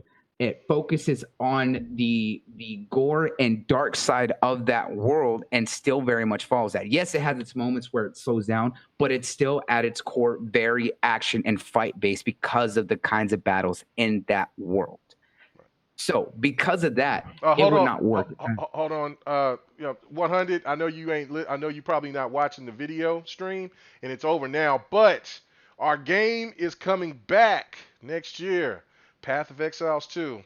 That's why I still want to play. I still need to replay the story acts of the original. We should definitely do that because I like that over Diablo. Path of Exiles is hot. It's hot. It's real hot. Yeah. And I'm excited for that. All right. So either way, what I'm saying is that it has plausibility. Well, I was gonna say wrap it up because we got to get to our big point, and then I got to go to you again about the pros and the cons, and then we're gonna get up. So come on, wrap it up. So we got to just dedicate the rest of this next hour only to the last part. The plausibility of it happening is definitely there. I don't think that it will happen, but there's definitely a chance. That's it. All right. Jesus. I didn't interrupt you when you're talking. You shut up and let me talk. Forever. All right, I'm on some 100 stuff. All right, so okay, so check it out. I'm sorry that you get to run 5 conversations and keep interrupting K Mega and get to talk about it, and no one stops you. But as soon as I talk, like 3-4 times though. I'm passionate about this. All right, just as much as you are. Now we gotta hear our argument, man. Yeah, You should have just let him finish. I know. All right, so okay, check it out. So this is what you, Livewire, and Slick, aka Six Slayer. Y'all didn't hear this when I said. I'll take that. Yeah, aka Slick. When you guys went in here when I said this, is that when we get into the discussion about the breakdown between Sony and Xbox and all this, because there's a lot of stuff I got to read too that's within all of this, is that I'm gonna go to the people that wasn't on the show. So Lemon, Slayer. And yeah, Lemon and Slayer and me, we're not going to talk about it. I want to get everybody else who wasn't on the show's thoughts of their pros and cons. Then we're going to have an open discussion where everybody can come in. So if your ass is quiet, that's on you. You know what I'm saying? So where everybody gets in and breaks down every aspect of what they think is right, wrong, get raw with it, be right with it. That's what we're going to do. This is what the people wanted to be listening to, and this is what we're going to give them the rest of the hour for. So, with that being said, I see Livewire that you in here now. I see my boy Slayer's in here now. So, what I'm going to do is I'm going to go straight to you, Live, and I want to get your thoughts on give me the pros and the cons of what you've seen between the PlayStation 5 and the Series X. I want them both. Give them to me. Well, I'll go by the presentation. Xbox showed their system off better than PlayStation has. That's for sure. Just based on presentation, that Mark Cerny's crazy. That was crazy. Now, system by system, this is the funny thing. I see a lot of people trying to damage control for the PlayStation console because its SSD is strong. I think its CPU is overclocked. Yeah, right. Yeah, it's overclocked. Yeah, the CPU is overclocked. So they're like, well, with that being said, then it's just as good as the X. But I'm like, bro, there's a lot of stuff that y'all are not like putting in there. Like you just looking at one little thing. You're not looking at the fact that you know they're talking about their vertical stacking of with the motherboard and whatever stuff that does, and then the internal C what was it? I'm trying to remember. What's the name of that drive? The SSD drive, Yes. and the way they have that situated. The sampler feed through streams, blah blah blah, this that and the third. Like you can't just look at like people want to do like this deep dive into places. Like no, you gotta look at the SSD. This is that. Xbox just has a over GPU CPU. That's it. I'm like what? What about all that other stuff? Yeah. Mm, Hold on. whatever. Let me stop you there live. Thea, thank you very much for the super chat. And she was being pretty direct at my boy Bloody Knuckles. I think Lemon will like this. She gave a little emoji of hey, cut that shit out, bruh. Everyone talking shit. Everyone wants to go Bloody. I'm Hey, gonna start giving hey, hints to everybody. hey, Everyone gets these hints. her name is Alethea. Elite, I don't know. Alethea. Hey, let me be country. That I was. That's what took me so long because I'm like, how the hell do you pronounce that? I should have let somebody else do that. Let me be country, man. Let me be It's country. close to Lemetheus. It's No, not. it's not. No, Get it's not outta even here. close. It Hell, ain't close to Bloody. They hey, don't hey, need to be close to my hey, name. I don't need that kind of shit. hey, I'm dyslexic. Just let me be country. You know what I'm saying? I can still read though. Anyway, whatever. Except with names. Whatever. Let's go. All right, go ahead. Yeah, but Thank you very in much. general, Thank you very much. And how you say her name in general, again? How you say her name again? Alethea. Alethea. Alethea. Alethea. Thank you. All right. Thank you very much. I will not forget it now. I got a good memory too. Okay. Go ahead. Live. I said in general, they're both doing stuff that they feel that is important to what they want to do as far as like gaming go. But the narrative that PlayStation went out and saw these devs and they gave the devs what they want, and Microsoft just thought power, power, power. Bro, they went to go see devs too. They said the devs have said that before. They said Microsoft and Sony are approaching next gen properly. Now the way they get there could be different, but that's what if anybody knows anything about math, you solve equations. There's no one way to solve an equation. You go do it one way, one method. You can do another method. You know, depending on how good your math skills are and techniques that you use, you might come to the solution a little bit faster than the other guy. But at the end of the day, you come to the same solution. So that's basically what Xbox and PlayStation are trying to do. Now, is Xbox going to be a little bit stronger in certain areas and PlayStation others? Sure. You know, PlayStation want all SSD. I feel that at the end of the day, they felt like, all right, if we're not more powerful, at least we're faster. That's what they bet on. And Xbox was like, at the end of the day, no matter what, our shit's going to be the prettiest, like and the most efficient. That's what they were looking for. So, you know, we'll see. We'll see when next gen starts. Who's the winner as far as like the best performing device out there? All right. Cool. PK, give me your pros and cons for both consoles. Oh, okay. So, I just want to go out there and say that I think both consoles will do great. Um, Mhm. they're definitely two different approaches. Far as the raw technical aspect, we already know on a high level that the Series X was going to be built as like a monster. Because, again, Phil already mentioned that the power aspect will never be the soft spot on Microsoft's end again. So definitely going to always outshine on that area. But it's impressive how they made this SSD, how fast it made it. I think that was interesting. Though um, I don't agree with how they did this Mark Cerny technical. It was more for devs and not for fans, and I think that was just a big sour point. They did, I think what it was is they could not figure out how to market this thing, so they just put Mark Cerny in front to talk a lot of tech talk, and maybe that will make people calm down about what's going to happen with PlayStation. But what people really want to see is games, controllers, systems, and things like that. We don't, far as all this tech talk, all that stuff sounds great on paper. We need to see it in action because we do know that from the presentation that the CPU is overclocked, which means it's not consistent. It will not stay at 10 teraflops. It more than likely the base is around 9.5 or something like that, and it will go up and down depending on what demands is put on the hardware. Right? That's how it works. That's how it works on PC.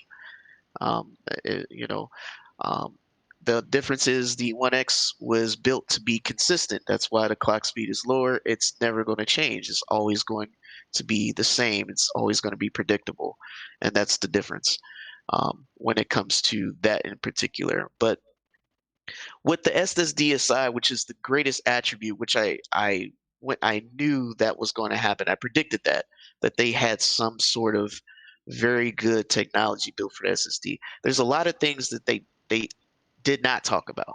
They didn't talk about machine learning. They didn't talk about variable rate shading, and they didn't talk about all the other components that the Series X is bringing to the table. I mean, yes, Sony is adding audio to the hardware. Well, that already was available in the previous Xbox and Series X and not Series X, but Xbox One X and Xbox One S. That's already available.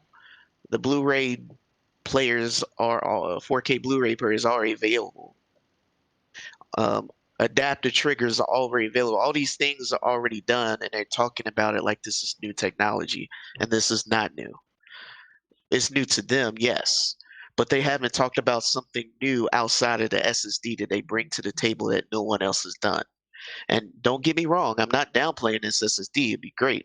The only thing they did not specifically say, which I think is bugging me, is they say, well, you can put in any M2 SSD as long as it meets certain requirements. But I scratch my head because I don't see any SSD for PCs right now that can match that speed.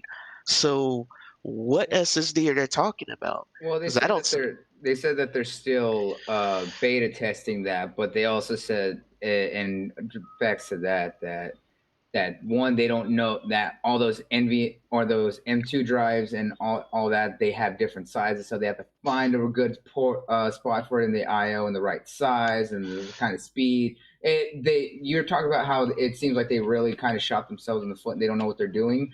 The fact that they're still beta testing how they're going to do an expansion port and make it by using open-ended market parts shows that they really don't have an idea on what they're doing with this console.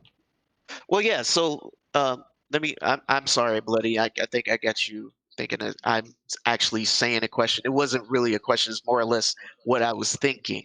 Yeah. And Oh yeah, no, I figured it wasn't a question, but that's what I was just clarifying because I think you're trying to find the words to say, and I just wanted to add into it.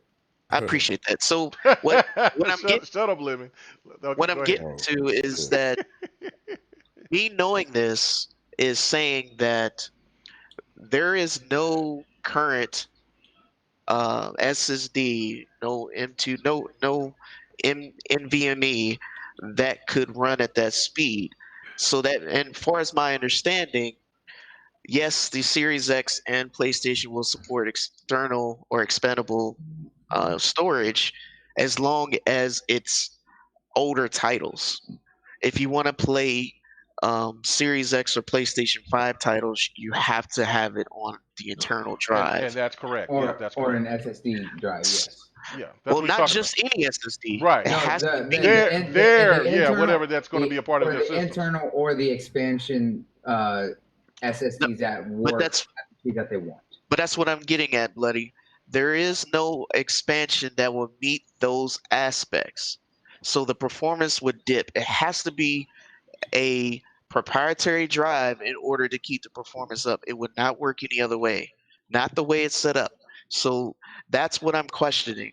Are they going to come out with their own proprietary drive to match because right now it's only an 800 gigabyte um, SSD. And the reason why it's smaller is because they had to bring up the clock speed on the disk.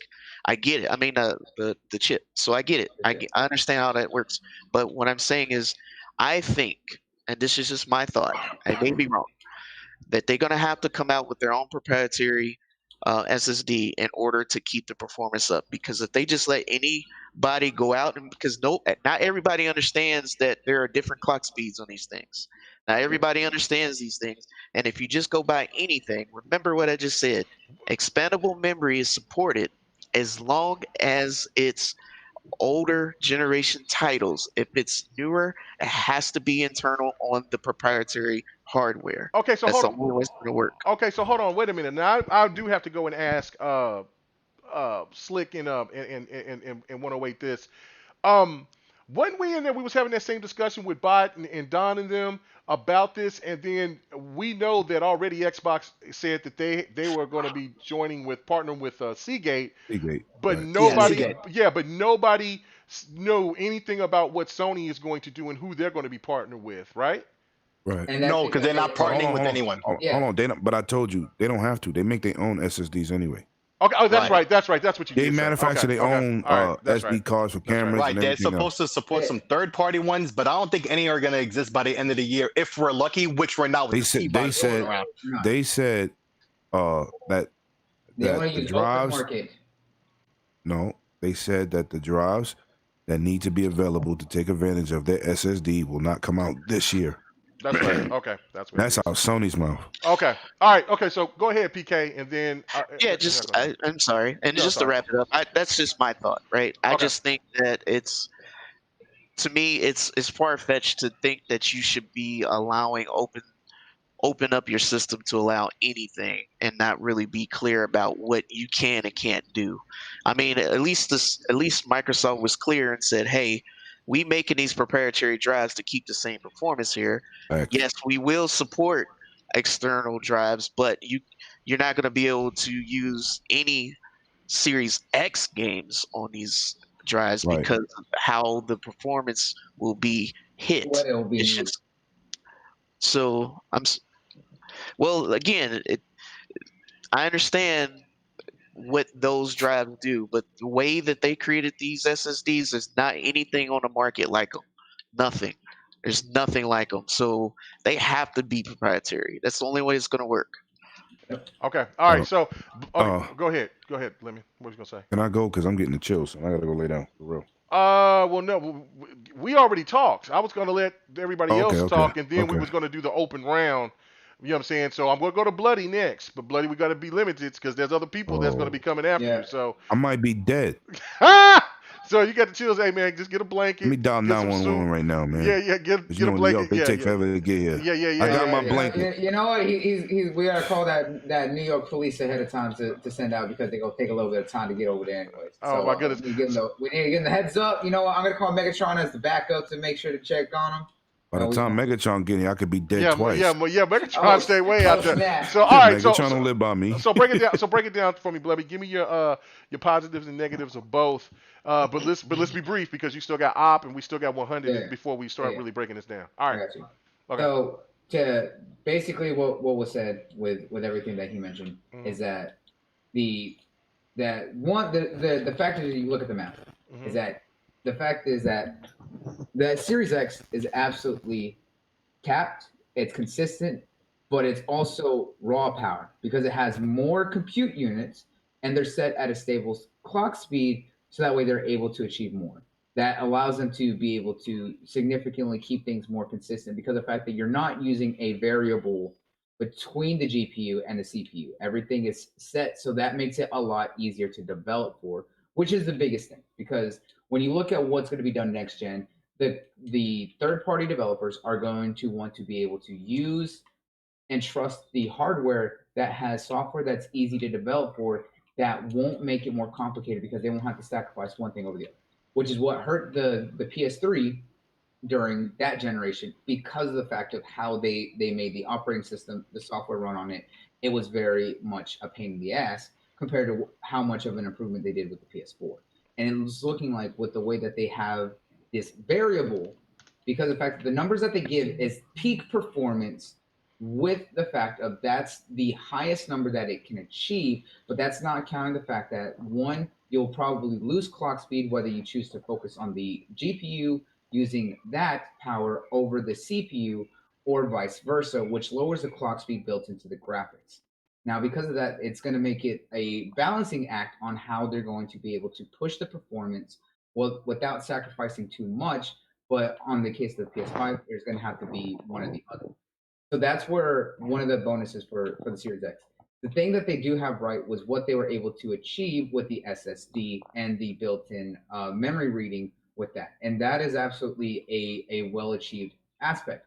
However, when you look at the fact that it's an SSD, you're talking about two different drives that are able to read very high amounts of data. You're talking about gigabytes of data within seconds. So yes, it may be faster than the built-in NVMe SSD that the Series X is running. However, one, it has a lower storage because it's at 800, and that's not in counting the fact that that is without the OS. I feel like I'm on Dolby Atmos because you get on you from the mic and then you get into the mic. Yeah, it's crazy. But the other fact of it is the fact of that when you look at that the Man, you shouldn't have told him anything. Now he can't hear him at all. I'm sure Lemon is happy. But God. Bloody, you there? Okay. All right. Yeah, hang on. The mic got disconnected. That's what happened. Oh, okay. Back now. Anyway, go I'm ahead. sorry, Bloody. You know I love you. I'm sorry. I'm Bloody, you my God. Just leave it. I can stop showing up. Everyone's talking shit. All right, go ahead, Bloody. Finish up now. The fact is that they have to have a lower capacity, and that's not in fact counting that they have it. That's not without the OS. And then the fact is that they're not even looking at what the SSD on the Series X was able to achieve. Because the fact that while they're both using 16 gigs of GDDR6 RAM, the Series X has 10 gigs that are at a higher clock speed than the 6 gigs that are split between the operating system and then being able to achieve to help out with the older games. However, one of the biggest aspects of what they achieved with the SSD is that there is a way for them to offload memory using some of the VRAM that's built into the SSD to help offload memory to free up more space with the GDDR6 RAM that is built into the Xbox Series X. That is something that is not even remotely being achievable by the fact of what the PS5 has done. Now, again, the fact is that how fast it is, but when you're talking about two drives that are able to read gigabytes within seconds, that becomes minimalistic and almost there is no big difference between it. If I can read something at 1.5 seconds to 2 seconds, that's very, very minimalistic that I wouldn't be able to tell the difference unless I'm watching a stopwatch. Now, it would be different if it was megabytes and you're looking at what the Series X was able to only read 100 megabytes a second, and the PS5 was able to read 224. And then you go into the aspect to be able to read almost 2.5 times. When you look at something that takes gigabytes, that would take typically 100 seconds to 44 seconds. That's more comparable than something that's gigabytes and barely milliseconds of a difference. The PS5 has so many flaws and failings in its architecture that it looks like they were trying to put something together really quickly, and it kind of shows because of the fact that they're one doing this variable between the GPU and the CPU, the fact that they are using a proprietary drive, but the fact is they stated that they are going to use open market SSDs, but they're beta testing which ones will work at speeds that work in tandem with the internal SSD that can help to run those PS5 games at the speeds that they need. And that's going to hurt because of the fact that you look at what Microsoft did. They have that expansion port. They have that partnership with Seagate. They made those NVMe expansion cards be 1 terabyte SSDs that are able to simulate the internal SSD and be able to run at the same speeds, which is absolutely something that is only achievable when you're actually working in the right collaboration. More than likely, as Lemon put it, is that they're going to have to use their own proprietary external drives to add into those. Now, when you look at those proprietary drives, that's when it starts to get more pricey when you look at necessary aspects. But those games are only for next-gen consoles where they'll need the SSD, not hard disk drives. So just a lot of what was going into what they were talked about. The numbers showed that there are so many failing aspects of the PS5. Now it's still going to be a much bigger improvement over the PS4 Pro.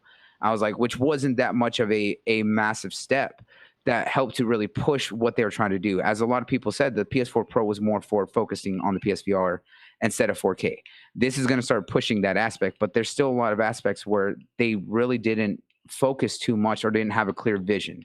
And it's going to show next gen. But is it still going to be an impressive piece of hardware? Absolutely. There's no denying that. But when you look at the raw capabilities, it's just lacking. All right, good deal. All right, Op, what you got? Good or bad? Give me the good and the bad on both. I'm trying to keep this short because this has been dragged on long enough. Yeah. Good for both of them. They are pretty much around my expectations for as far as like power output at this point. As far as bad, like we can't even say like the disparity between SSD speeds is anything bad, because around this realm, when we get to like SSD and the higher they get, the difference becomes, I guess, harder to notice at this point. Because I did a little bit of research on this, like with high-end SSDs on PCs as well. Like even the high-end ones, like as far as loading times, like the difference between was like a second or so, and most of the times it was hard for me to even notice the difference at that point as well. Facts. But at the same time, but then again, it is faster than PS. I can't take that away from them. But that's something that don't even matter. Yeah, it's at the point of diminishing returns, basically. Not to cut you off, but I think that's the way to say it. Right. Yeah, Pretty much. that's my way to say it. Thank you. All right. So, okay, keep going. I'm sorry. Yeah. Other than that, yeah, I feel really iffy about Sony's console right now. From what I've seen so far, like the specs right now, they're overclocked at this point. So like the actual performance would be like down like what 9.2 teraflops, I believe. I don't remember the clocks for the 9.2. Yeah. 9.2. Yeah, so it's gonna be interesting seeing what the output's gonna be with the games as well. We'll see the breakdown videos going forward. But right now, it looks like Sony, they're trying to make it seem like it is much more than what it is. And the fact that they're overclocking it this much right now, and that's the first around the specs that we see from the console is very unnerving for me at this point. But we're gonna see what happens going in the future. But right now, Sony is an okay job. As far as the presentation, what feel of it, that was the worst shit I've ever seen in my life. I've never been that bored in my life. I've attended Baptist and Pentecostal churches, and I've never been this bored watching the conference. But that conference wasn't for us. We wanted it to be for us. That conference is not for us. It's not for the gamer. So let's clarify that too. About that. Whoa. Bloody, you had your chance. When we get to the open, but I was wanting to mention no one here. Bloody. You had your chance. We still got. But that's not even what I was trying to talk about. I don't care at this point, man. You've had your chance. We talked for 8 minutes. Shots fired. No, I'm just saying. You had to talk for 8 minutes, bro, and I let you have your time. Let Op finish, and like I said, when we get to the open part, then it's free fall. Just say whatever. We still got 100 to get to, so let Op finish, please. That's all I'm saying. Okay, I'm not trying to be an asshole about it. I'm just saying I want to get to the meat and the grit of this shit, and I want to hear everybody's perspective. But I gotta let these other guys talk. So that's it. Go ahead, Op, finish up. I guess just to round it all up at this point. Mm-hmm. Not sure what was I saying. What was up? I lost my train of thought. Damn it. sorry, bro. Sorry. No, you're good. You're good. Okay. All right. 100. What you got to say about the good and the bad between both? Uh-oh. Man. All right. Waiting for this one. The bad with on Xbox is I want more memory on that card. Okay. Facts. All right. That's my bad. Agreed. You know, I think we can do more than 1 teraflop, but it is what it is. I just got to accept it. You know what I'm saying? Got to go back out there slinging yayo again or something. Oh my God! What is this? E40? Mm-hmm. Yeah. And I believe that car, and like I said, I've been throwing it around different people and listening to different people. I think that car gonna run around 150. People like, no, it's gonna be like. I have a follower now. Okay. No, man, you said the same thing, Sigbo. All right, let 100 finish. Go ahead, 100. Go ahead. Yeah, so I liked how Microsoft came out and they showed, what their console was capable of doing with regular Xbox games, and how the loading times, they showed something. Now the competitor over there, from the east, from over there in the east and across the waters, I listened to 20 minutes of it, and I thought I was back in college. I thought I was listening to I thought I was in a calculus. I thought we was gonna make a black hole. I thought we was gonna go get that interstellar on. Ah, damn. So you didn't like to see Dead Space on the screen in old-fashioned graphics? Man, I was sitting here like, what the frack is this? Yeah, facts. And then I had to wait. I had to wait until after. I had to wait till after that to get done, and then I just listen to parts after parts after parts. But they have a powerful console. Yes, they do. But I can't give them a grade because they ain't showed me Nathan. Microsoft literally showed you this is how our X. They had. I hate when people say they got people from other places, other YouTubers or other stocks, and they kind of like low key paying them off. No, I like how they unstacked the console and they showed you the ins and the outs of that console and how they was putting it together and stuff like that. So I'm like, okay, I'm ready. All you just got to do is show me some. Microsoft only got to do is show you games. They already got all the technical part out of the way. Facts. They dropped the bomb that first day. Then you see YouTubers coming out dropping bombs. Even though digital, I don't say it on your channel, but Digital Factory. Say them old, say the dude out there need to put on. I don't know where he went to Sears before they closed. He needed another dress shirt. Making all that money. Man, but it's Sony tried. My thing is Sony hyped it up where it was supposed to be a reveal instead of this is our GDC thing, and that's what rubbed people a wrong way. If they were saying this is our GDC thing and we're going to talk about specs, what Microsoft did? Microsoft just threw the specs out there. Like, y'all go deal with it. Sony was just good enough of Sony talking to differing outlets out there and just threw the specs out there. Instead of he sitting there by himself talking. People, I don't know why people thought he was talking to an audience. I said, that's a green screen. You don't want Those people ain't real? Well, no, those people were real, but they were fake crap. They wasn't there. He was talking to you, 100. He said, all right, we're going to the store and we're gonna buy some ribs. And, yeah, go ahead and hit that like button, people, because it's about to get ignorant. Because we after 100 done. I got this whiskey on deck. I told they only let that man out the basement several times a year, and it was one of the times they let him out that basement.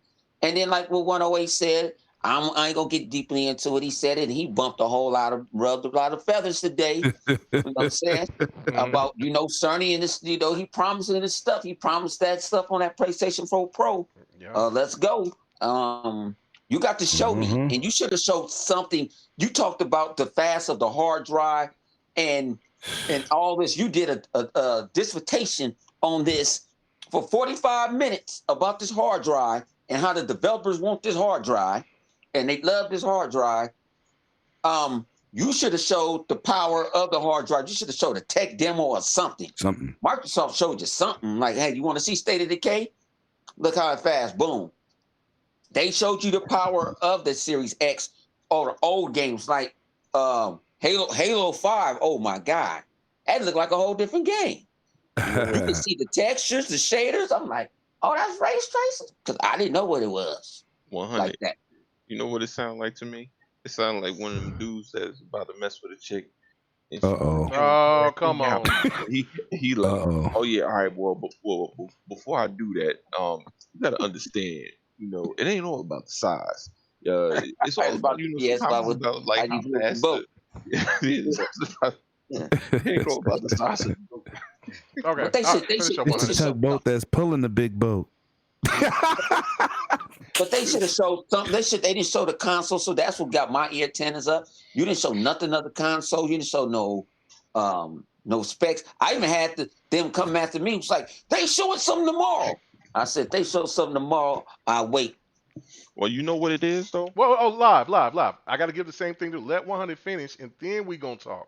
So go ahead, finish 100. All right, go ahead. Yeah, so like I said, they ain't show nothing. I mean, they didn't show nothing to impress me. I mean, the average Joe don't know nothing about them dang specs and all this. Nope. And I'm so tired. You cannot, the ponies. You cannot move the goalposts. No, it's in animanium. is stuck in with its store hammer on top of it. You got to move the goalpost. You have to be you got to have the wisdom to move the goalpost. Ain't no more moving the goalpost. Just accept it. Just say, hey, you know what? We're still gonna have nobody's saying you're not gonna have no pretty games. But we don't know what games is coming up because they ain't say anything. Microsoft, at least you know you got a Hellblade, you got Halo Infinite, you know you're gonna have a Forza. It just, I don't know, man. It is. Well, let me go on. Y'all gonna have a free for all, man. All right, cool. So here we go. So here we go. All right. So Lemmy won't die. I do want to make up this point because I wanted to read this aspect of it, and it was kind of crazy to me because this person said it's all over the place, but this came from Digital Trends, and they said these custom elements aren't a misstep, which they're talking about the sound and the power within the SSD. And they're saying is that it's going to be a problem. It says, okay, so it says Sony used a frequent level design problem to illustrate why fast SSD storage solution matters. He reminded players that games so often include twisted corridors to hide loading times, and assets are delivered from the hard drive to RAM. You know what I'm saying? For a quicker storage solution means level design that hides loading assets is less of a concern, increasing both the size and detail on the levels. The example is true, but there's a problem. Most developers aren't making games only for the PS5. They're designing games for at least the PlayStation 5, Xbox Series X, and PC. Many studios also want to release on the Switch and mobile. That is why cross-platform games are becoming so popular. That limits the superior solid state, the SSD, relevance. It's an amazing advancement, but not every developer will make use of it because of the fact that, you know what I'm saying, they can't develop for all they ain't got the time to go in there. And it even goes into detail to say that because of the 3D audio tech that's going to be in the PS5 and with this SSD, that it could be problematic for maybe some or a lot of developers, and it could turn out to be not as severe, but in the same class as the PlayStation 3. All right, guys, that's one. I'll let you guys go ahead and talk about it, and then there's some more stuff I want to read. So, so what do you guys think about that? Yeah. And there goes Sony's new excuse for all their fans to use. Let me say this for the record, man. Mm-hmm. I don't give a frack about either one of these systems' power. You know what impressed me from Microsoft?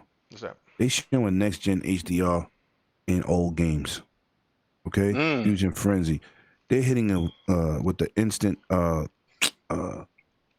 games instantly start up. Did you see how fast that loaded? Was that a long time? Both of these have custom SSD 4th generation. Okay. Sony makes their own proprietary hard drives from the jump. People don't even know that. These dudes on the internet talking crazy. Once the hard drive is loaded, the assets got to load and stream. Do we have that problem now where room pops in? We're not there. And we're using mechanical drives, okay? A lot of stuff that Microsoft showed, they put balls to the wall. They let people play with it. They let people demonstrate it. Sony didn't do none of that. I don't care if it's GDC, wasn't made for us. Microsoft still that and still showcase what we had, okay? Halo and HDR, incredible, okay? That game don't even have HDR. The system is doing it for you. Don't even take a hit to performance. Native 4K 60 game for the people on Twitter that be talking. Another thing, talk about this SSD gate, man. It don't exist. If anybody knows, breaking up a little bit. You're breaking up, actually. You're botting. Oh, my bad. I don't know. It's probably the internet, but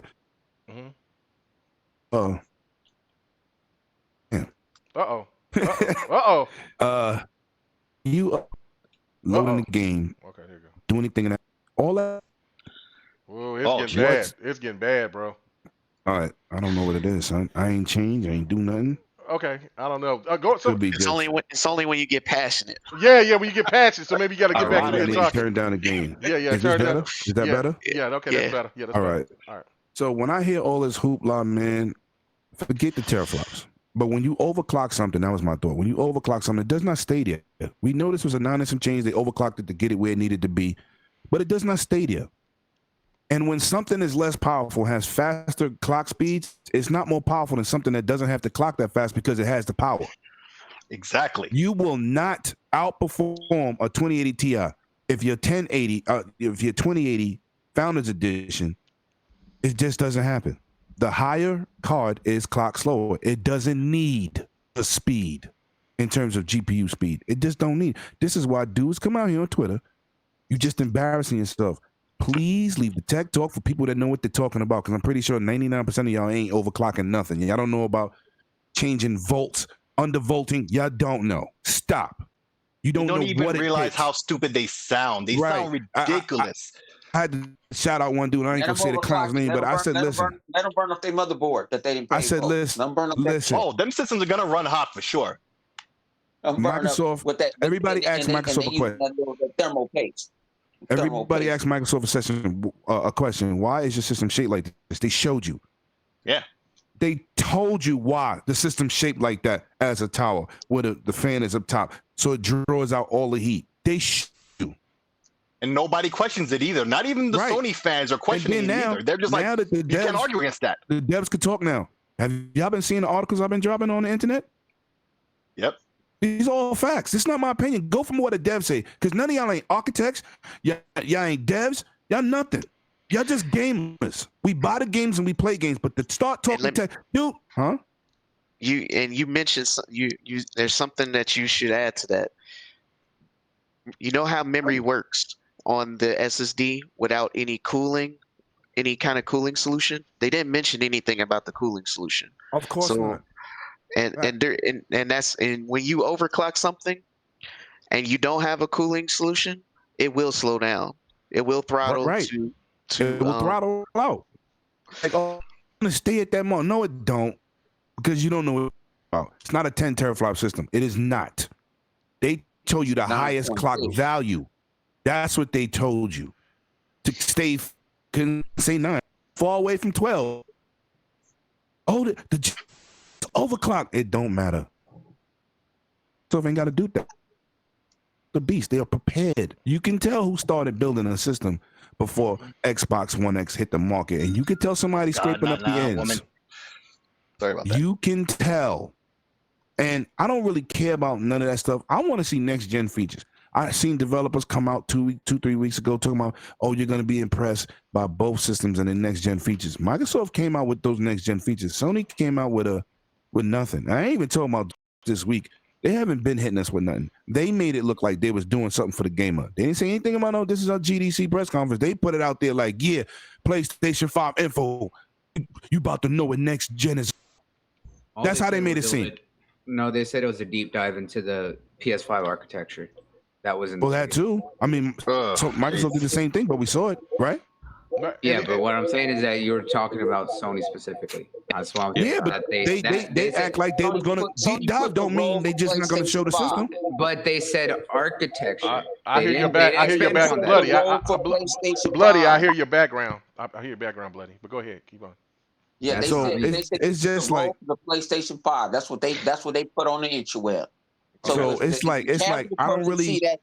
They ain't gonna look for no GDC. I'm not gonna argue with anybody in terms of tech, because y'all dudes out here pretending. One dude went on here on Twitter to try to remind me what Mark Cerny really meant about when he said the PlayStation 5 could do. Really? Right? Yeah. What Ask he meant. I read it. I was cracking up. I'm done. Yeah. No. That's when you absolutely know nothing. Here's another. Know nothing. Here's another thing to read. Exactly. Here's another thing I want to read that came from somebody that's a dev. That guy named Rec. Something Rec that picked up on it. Of course, it's a leak, but it's a so-called quote-unquote leak. But we have heard this as well, not only from other entities like Digital Trends, but also from Business Insider. That's where a lot of people got the information about how much that this console was the PlayStation 5 was going to cost.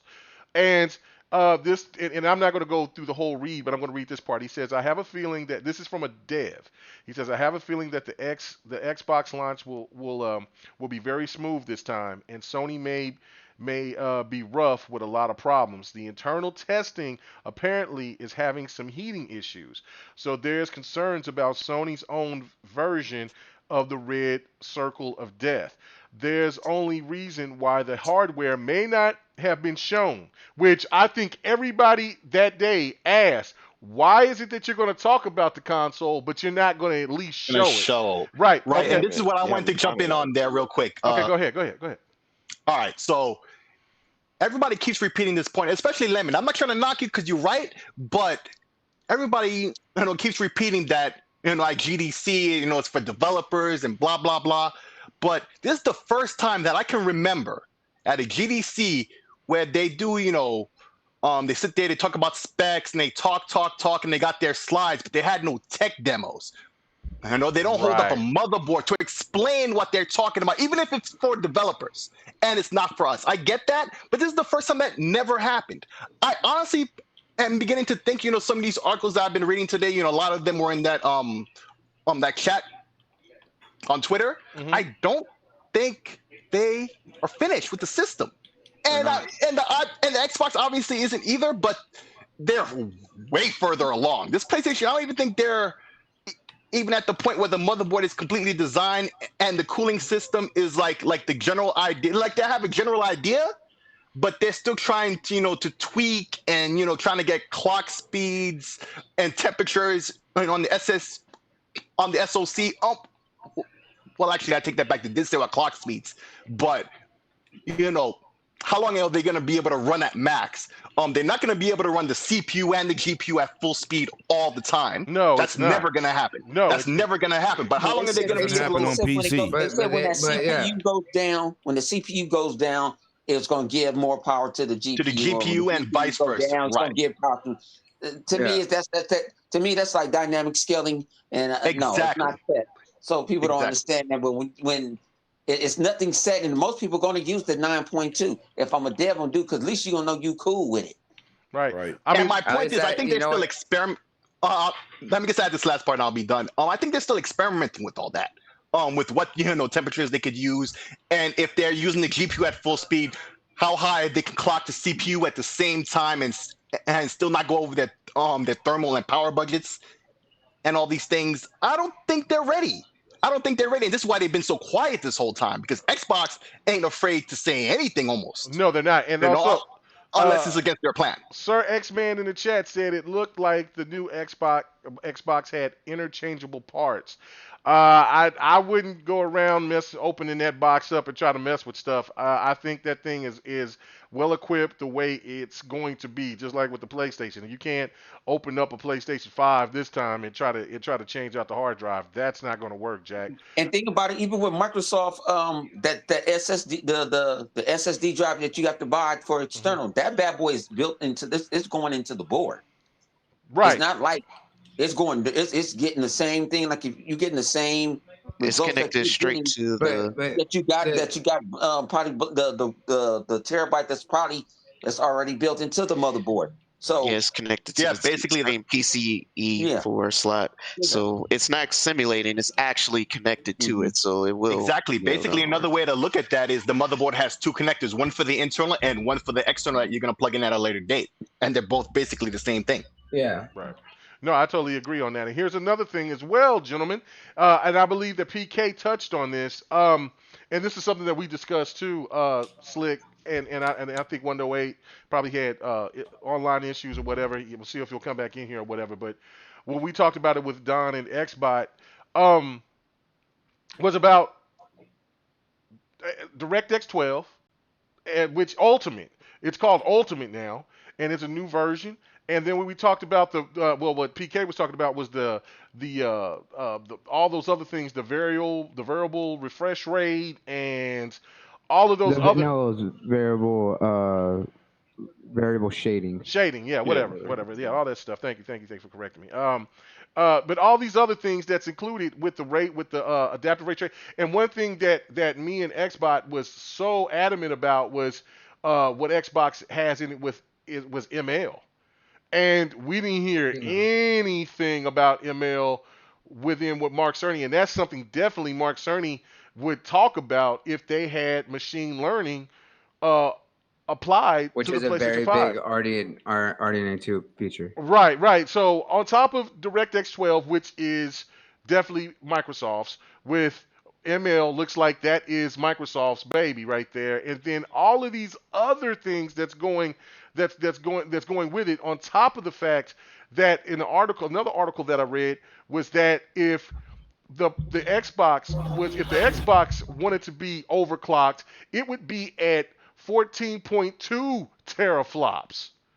Like, you know what I'm saying? That's crazy to think about. Like, I mean, we're talking about 2080 Ti shit right there. Like, I mean, because what the 2080 Ti is what 16 teraflops. So I mean, you know what I'm saying? So I mean, it's ridiculous. So I'm like, because I think the 2080 Super is like 11.6. right, and we're talking about that the X that the Series X is better than that. It's right in between, you know, the Super and the Super Ti. and the Ti, while PlayStation is underneath.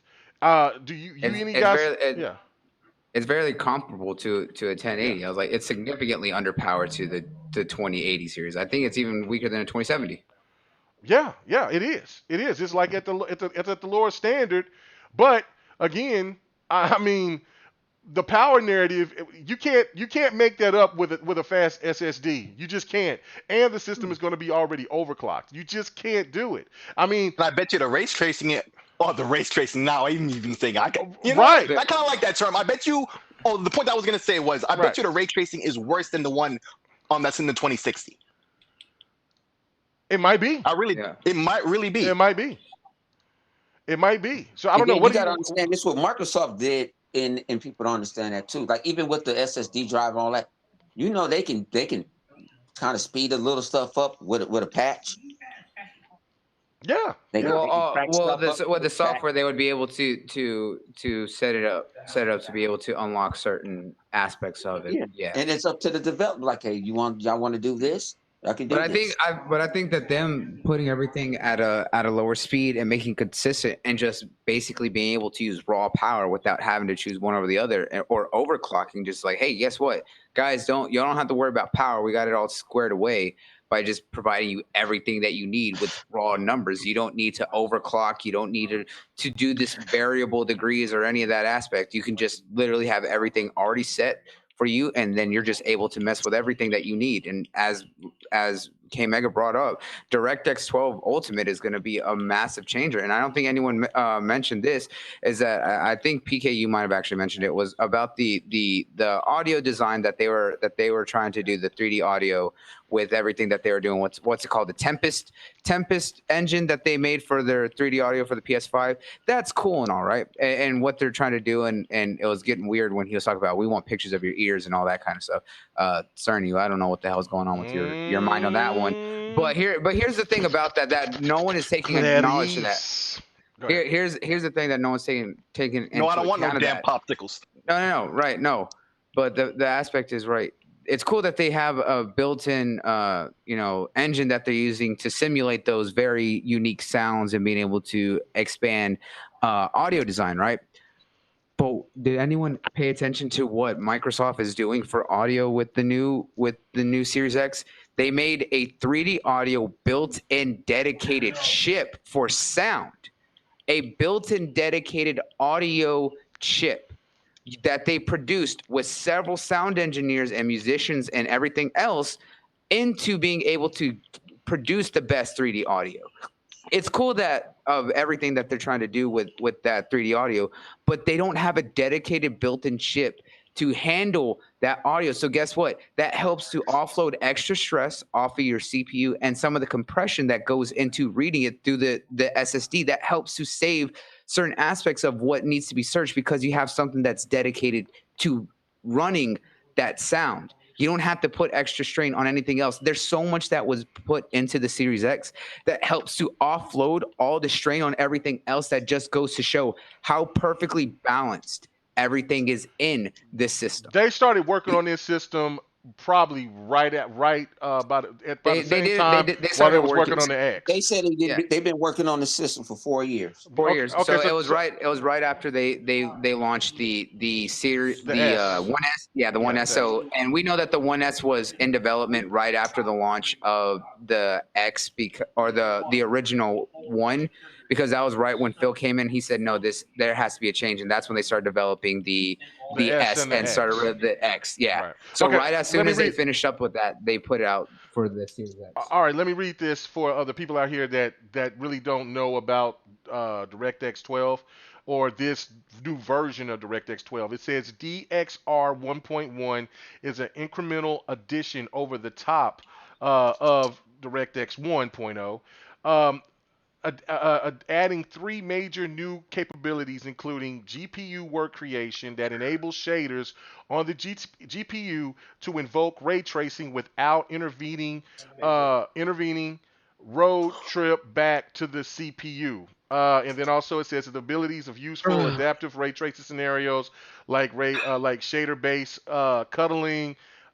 coulting, I should say, sorting, classification, redefinement, basically scenarios that prepare ray tracing work on the GPU and then immediately spawns it. Meanwhile, while variable rate shading allows developers to selectively uh, vary a game's shading rate that lets them dial up the GPU power in more important parts of the game for better visuals and dial back the GPU power in less important areas of the game for better speed.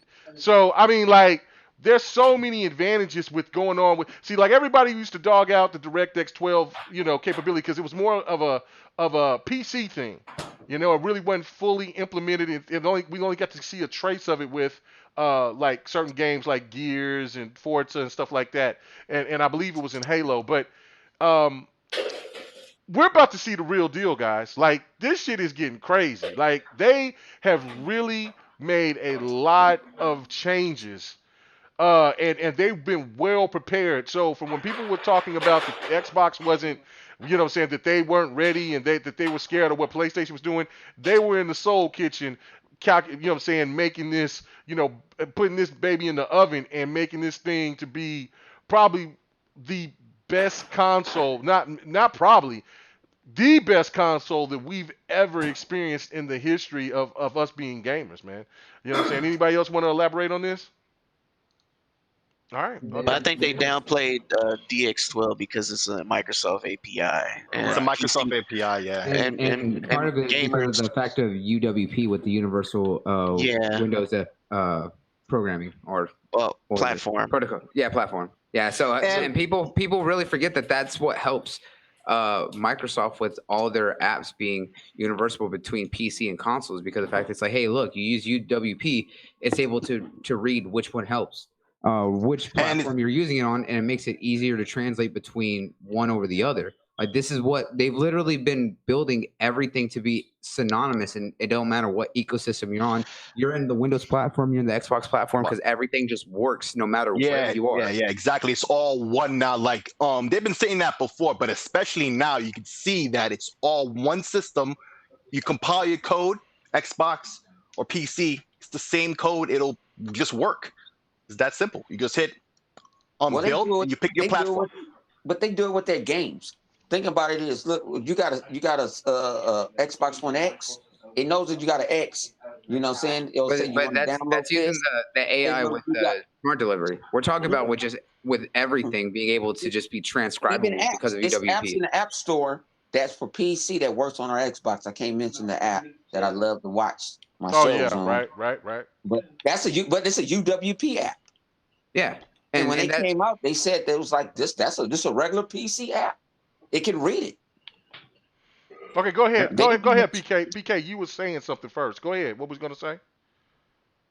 Oh, I was just saying that, that's the main reason why they downplay it, because it's kind of the things they mentioned. It's a Windows API, and on a PC, they're more PC elitists will say they go with Vulkan because they use NVIDIA, not any in AMD.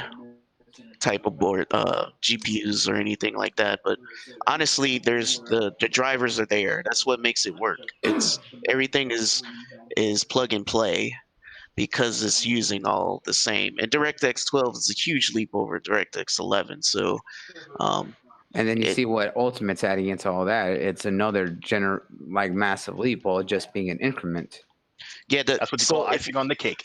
So if you see what DirectX 12 does, I mean, it literally makes your CPU.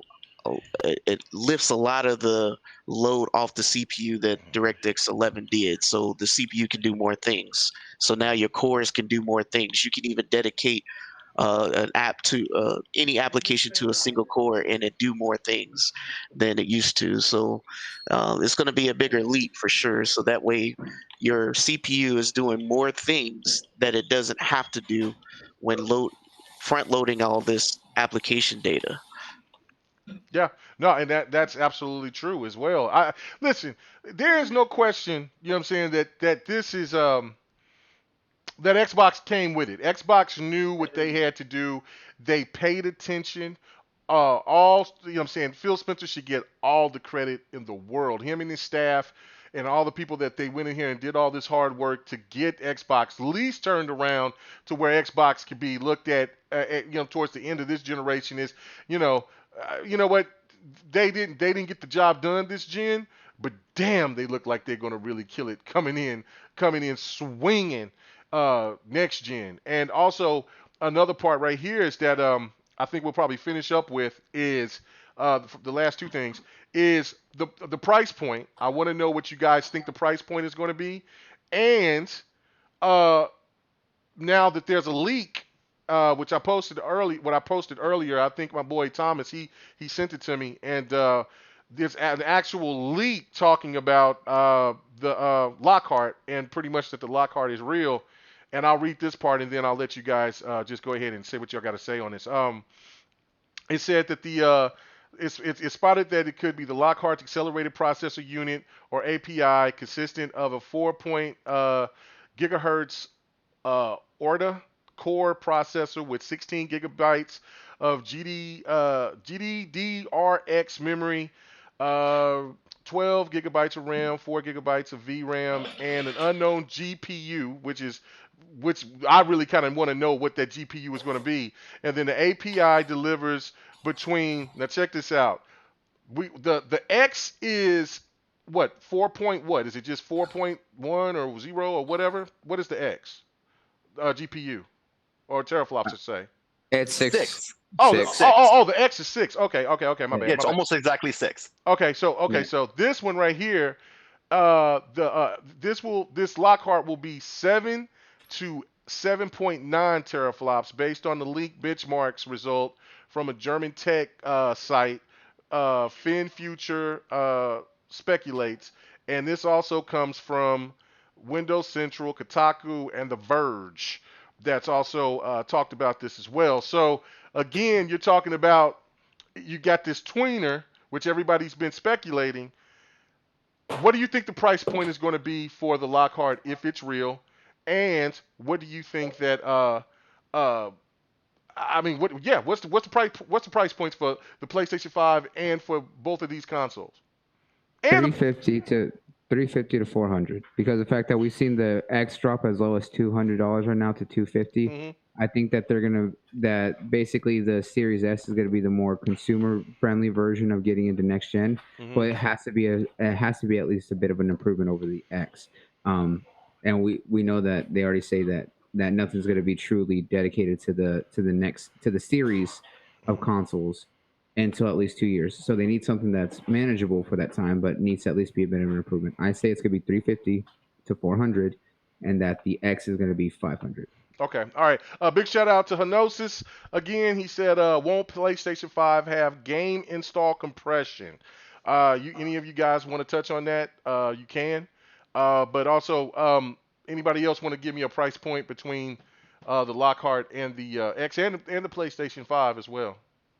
Yeah, the problem I have with the Lockhart, it's not a problem, but see, the whole thing with the pricing of the X, right, the Series X, Mm-hmm. was okay. Phil Spencer had always said it was going to be a competitive price, and I believe the man because everything he said thus far has turned out to be true. Right. And so he's batting 1,000, so why doubt the man, right? Right. But the fact that the Lockhart exists and Lem is not here, I don't think. But I he's not really here. feel because I don't want to be talking about him behind his back or anything. I'm not trying to say anything negative, but Oh no, say something negative. We feel like that- that. no, it's that every time the Lockhart is brought up, the possibility of the Lockhart, he's quick to downplay that. Right. And I feel that he does that because Microsoft could use the excuse to say, well, if you can't afford the Series X at $599, for example, let's say, well, here's the Series S at $350 or $399, right? Mm-hmm. And I gotta say, I feel like that's what the pricing is gonna be if the Lockhart really is real. We still haven't gotten a confirmation; it's still just rumor territory. Right.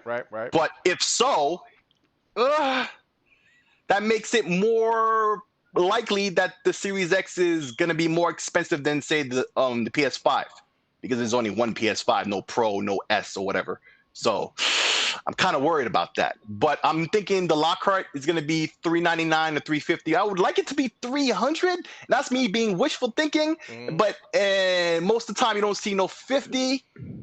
And the cost is either 99 usually. But Bloody's saying $350. I'm thinking about it more. But then, yeah, I'm sure later on you guys will say other things and I'll switch up. And I've said that before. Even though I'm thinking one thing now, that doesn't mean I might, change my mind when I hear more opinions and think about it more. Yeah, but for now, with the Lockhart, I'm going to say $350. Mm-hmm. I'll go with that. And the Series X, oh, geez, man. Once again, $499. I'm not too confident on that last one, though. I'm really not. Okay, so what about the PlayStation 5? You're not wrong right there about that. Is that they do that weird? They don't ever say 50 or like one. Yeah, no, like, the 50s is out of there. I don't see no 50s in anything. Well, no. I don't mean like that. It's just how they price it. It's gonna be like it'll be that it's gonna be $349 or it's gonna be like or $399. So $350, $400. We know that. I don't see any $49.99s at all. I don't see any of that. Yeah, on any that's almost never happened. Or no, they did it with still. the Sade. They did it with the Sade. That was like $149 for a while, and then even I the guess S. so. Yeah, true. Not at launch. Let's say they. Well, then see, that doesn't prove the point. Then I guess. Right. That's what I'm saying is that they have done that Yeah, one. I guess they did that one 49. a couple of times. Yeah, but And they even did it with the S because that was like $249. Oh, right, that was like the first. Yeah, that's right. See? That's right. So yeah, maybe you're right. Maybe they might hit that $49.99. Okay. Yeah, well, that's one is I think that for the S for Lockhart for the Series S, they're gonna do that one at $349. Or if they don't, then it's gonna be $399, and then of course we know that the X is definitely gonna be $499. Right. And one last thing I want to add, and there's probably gonna be a launch variant. Okay, it has a pack in of this or that, whatever they decide to put in, and that's probably gonna be $100 more, or maybe within the the early, let's say the launch window. So launch window is usually the first 3 months, that quarter, the system is released in it.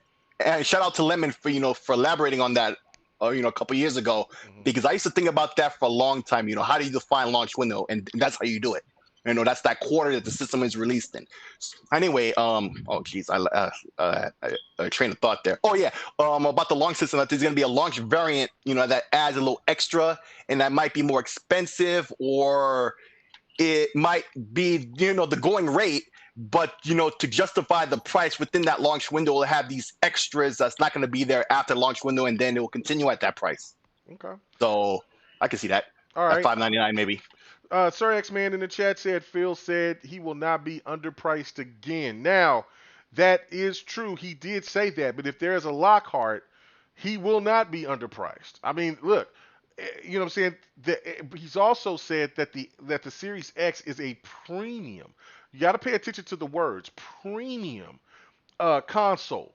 So you have a lock. That's why I always believe that the Lockhart was real, because in order to stay true to your word, you will have a cheaper console. I think that they looked at what Sony did with having the Slim and the Pro. And there was one thing that one of the PlayStation stands said that was absolutely true, was that people are going to go for the cheaper product. Only the hardcore is going to go for the premium console or product. So those slims were flying off the shelves while the pros were barely moving. You know what I'm saying? And also the VR. So it was the price point that I think that Phil is like, look, we're going to discontinue the S. We're going to let the X be, and I've said this years ago as well, that the X is going to be the new face of coming into this generation, and then you're going to move into something that's going to be comparable, if there was at that time when I did say this, if there was going to be a Lockhart or whatever. But you got the X that's going to be the cheapest. They're already selling that thing for $200. $200, yeah. Yeah, 200 or 250, and then you're going to have $350 to a $400. You know what I'm saying? So probably it'll be $350 because I think that the PlayStation 5 is going to be. It's gonna be $499. I think it's going to be $500 too, and I agree. I think it's going to be $500 too. And then even if they know that the PlayStation 5 is going to be $500, then they can have the Lockhart at $400 sitting pretty, and then they can and then PlayStation will have, or either PlayStation will have a $400 console or a $600 package with the PlayStation 5 with the VR that will match the Series X. If the Series X is $500 and the PlayStation 5 is $500, PlayStation is in trouble because another factor is backwards compatibility, smart delivery, which they already said the backwards compatibility is even bad for the PlayStation, because they said right now out of their 4,000 published games, they said they're only taking the top 100 games on the PS4. And using those legacy modes and having to throttle to get them some slightly improved frame rate and resolution, but they already said that those are the only ones. But that doesn't mean that they won't improve it over time. Right, yeah, they changed it up and they said it, but they pivot. That's not normally what Sony does. Sony just say, we'll do what we want, and everybody complies. And all this standard of where people are trying to say, oh, nobody cares about backwards compatibility. That's a lie. There's you saw how a lot of PlayStation fans that said, no, we want... We're going to get all 5 generations. And then the lie that came about that they were going to get off generations, but they were pissed off about that. But then you say only 100.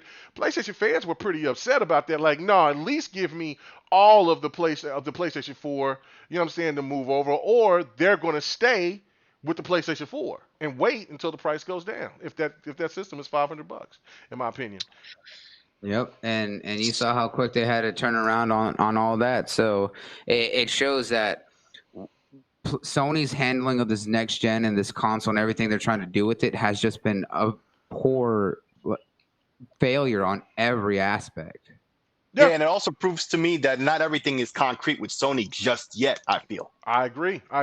That's another point, and then we're going to about to get out of here, but that's another thing to look at as well, is that, look, when everybody, I said this, I know other people said that. I know me and Xbot has kind of been, in sync about talking about this, and I know that there's been other YouTubers and things like that said this as well.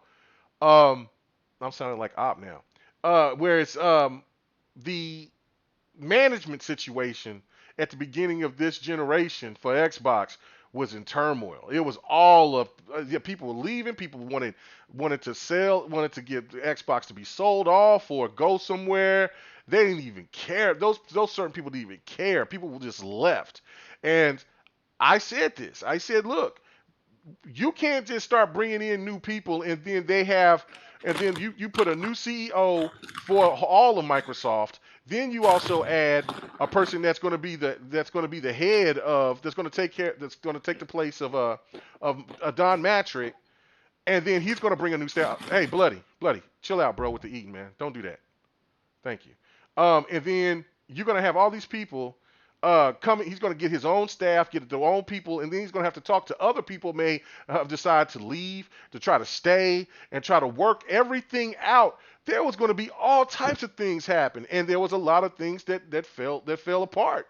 in between that in between that thing, like with whole Scalebound, look at Crackdown 3, all of that stuff, right? So for people who don't, so if you looked at that situation and thought that was bad, look at Sony's situation. It is completely worse. You got people got demoted. You got devs going all over the place, and I know that devs go other places all the time, but they seem like they made a mad exodus. And then you got Jim Ryan taking over. You got a whole new CEO. You know what I'm saying? You got the same CEO of Sony, but you got a whole new person coming in that took the place. You got Andrew House gone. You got all these people that kept Sony stable. The marketing team has left. Their marketing was wrong. All of this stuff, when people complained about the GDC, how boring it wasn't Mark Cerny's fault or people who set that up. It was the marketing team's fault, and that's something Sony never does. If anything, their marketing is top notch, the best. So something is wrong, and I think it's gonna be a hard, just hard deal rolling on in, especially if this console has got any type of problems. Do anybody disagree with that, or they agree, or what? Yes. Right. So I just wanted to say my thoughts on the price. Okay, go ahead. I disagree. I strongly think that Mhm. the cheaper system is going to price at $299. Oh, This is okay. this is the next gen Xbox. This is not a mid refresh or any of that stuff. So launching at a $349 doesn't make sense. Mhm. Not for a marketing standard, because it's not simple to understand. So, and I'm talking from a consumer point of view. Mhm. So launching at $299 would make more sense. Think about it. This cheaper console doesn't have brand new technology. It has brand new technology, but this technology is cheaper. The reason why the One X was held back is not because of the power, but because of the CPU. Now that they have Ryzen, they can put a cheaper Ryzen in there and a smaller GPU, and it still run it more efficient than a One X, and still price it at $299 and still be good. That makes perfect sense. I believe 100% that the reason why there's no pricing is because they're playing chess. They're trying to figure out what their price is going to be. We all know I that it agree. costs. I agree. We all know that the PlayStation costs $450 raw just for parts. Mhm. That doesn't cost. That doesn't include any shipping or packaging or any of that other Marketing stuff. or anything, any of that, yeah. Okay, so they either gonna bite a bullet and price it at $399 and just take a loss, which most Xbox and Microsoft and PlayStation always take losses. Mhm. And then the Series X, because since it's called Series, we know there's going to be multiple Xboxes. The Series X is going to be at $499 comfortably, unless they pull something and surprise us all and price it exactly whatever the PlayStation price. See, Then that will just blow our mind. But I don't think that's going to happen. But if it does, it'll blow our mind. I think that Sony will consistently keep the price point of $399 because it worked for them the previous generation. This one coming in, it worked for them. They know that if Microsoft prices their console at $499, they could get a shot at undercutting them. They're not going to price it the same, or at least try not to. That won't make sense, because if they're both priced the same, it will look bad. I mean, Microsoft obviously is going to edge them out. It's not going to work. Right, because market-wise. just because of the fact of Xbox, like, look, the proof is in the pudding. Xbox can if they're both $499, you put them both together. Yeah, graphically they're going to look good as according to what game they got, but then they got that button on the Xbox controller where it's that ray tracing mode, and then that person on the display can see, wow. And then you got smart delivery where you only got to buy a game one time. Then you also remember they did say that if they choose to do a free upgrade, that some developers can take use of that. there's going to be developers that's going to take care of that. I mean, we already got Cyberpunk that's going to be on board. You have when you have one of the most well-known and most respected consumer-friendly developers like CD Projekt Red doing it, you know, a lot of just like, oh well, we might have to try and keep pace with that if we want to have a good feel, especially when you're looking at the fact that it's like, hey, it's for the next gen, for the crossover, so it's like, hey, look, we want people to be buying it again next gen and things like that. So that there's definitely going to be a little bit with it. Right, And the timing of that announcement. I'm sorry not to cut you off, but and the timing of the announcement was immediately after the Microsoft announcement. Like moments later, you know, Cyberpunk was announced that it would have this. Exactly, This right. was key to prove it. And that's another thing with the marketing team, because there was somebody that Future Generations brought that up to me as well, and I forgot, but he's right. He's like, you know, a person that used to be with the 360, Jared West, is back. He's, you know what I'm saying, and then also you have somebody that was with Sony's marketing. She was a lady, and she's with Microsoft now. So Aaron Greenberg got a marketing crew that's ready to work, and then everybody's listening to the staff. They're taking chances. They're being aggressive. They're being cocky. That's something that Microsoft has not been none this generation, and it seems like that Phil Spencer is going to get his wish of bringing back the OG style of the style in marketing that the OG Xbox had. And then that aggressive marketing, that aggressive with the marketing with just right. It wasn't too in your face like the 360, but it was still hard hitting, and it already looks like it's going to I think he's doing it better than it was back then, because of the fact that he's just like, you know what, we're gonna do the aggressive marketing, but we're not gonna try to be you know, dicks about it. We're not gonna be overly in your face. We're not gonna try and be like make so aggressive that we're hard on our developers. It's like, you know what, we have the confidence, we have the team, we have everything that anyone could want or need. We're just gonna let it all play out itself. We don't need to try and be any extra. Everything will speak for itself, so to put it. Right, and then everything else at the end of the day is going to be games. That's exactly that's the last piece, right? That's the last piece of the puzzle for Xbox. PlayStation already had that locked down for the most part, and especially if they acquire some more studios, if that rumor is true. Now that rumor did come from Hip Hop Gamer, and Hip Hop Gamer also leaked out that that backwards compatibility was going to be from the 1 to the 4, which did not happen. So, like I said, take it with a grain of salt, but there still could be a possibility with it. Again, what was you going to say, Slayer? The last thing I was going to say, yeah, you might think it's the same as confidence, but the swagger they have, they just feel that's what like I should have said instead of whatever. Yeah, that's why I should say cocky. I should say swag. Like they're confident with this swag about them. Yeah, I can say that. Feel it like from the moment they announced it at the VGAs, when you know the camera went right back to Phil. No, when it went to Phil Spencer before they even showed the 1X, and you know he had that little spiel. You know he was talking a little bit before they showed the video. You could see he was brimming with pride, like he knew he was about to drop the bomb.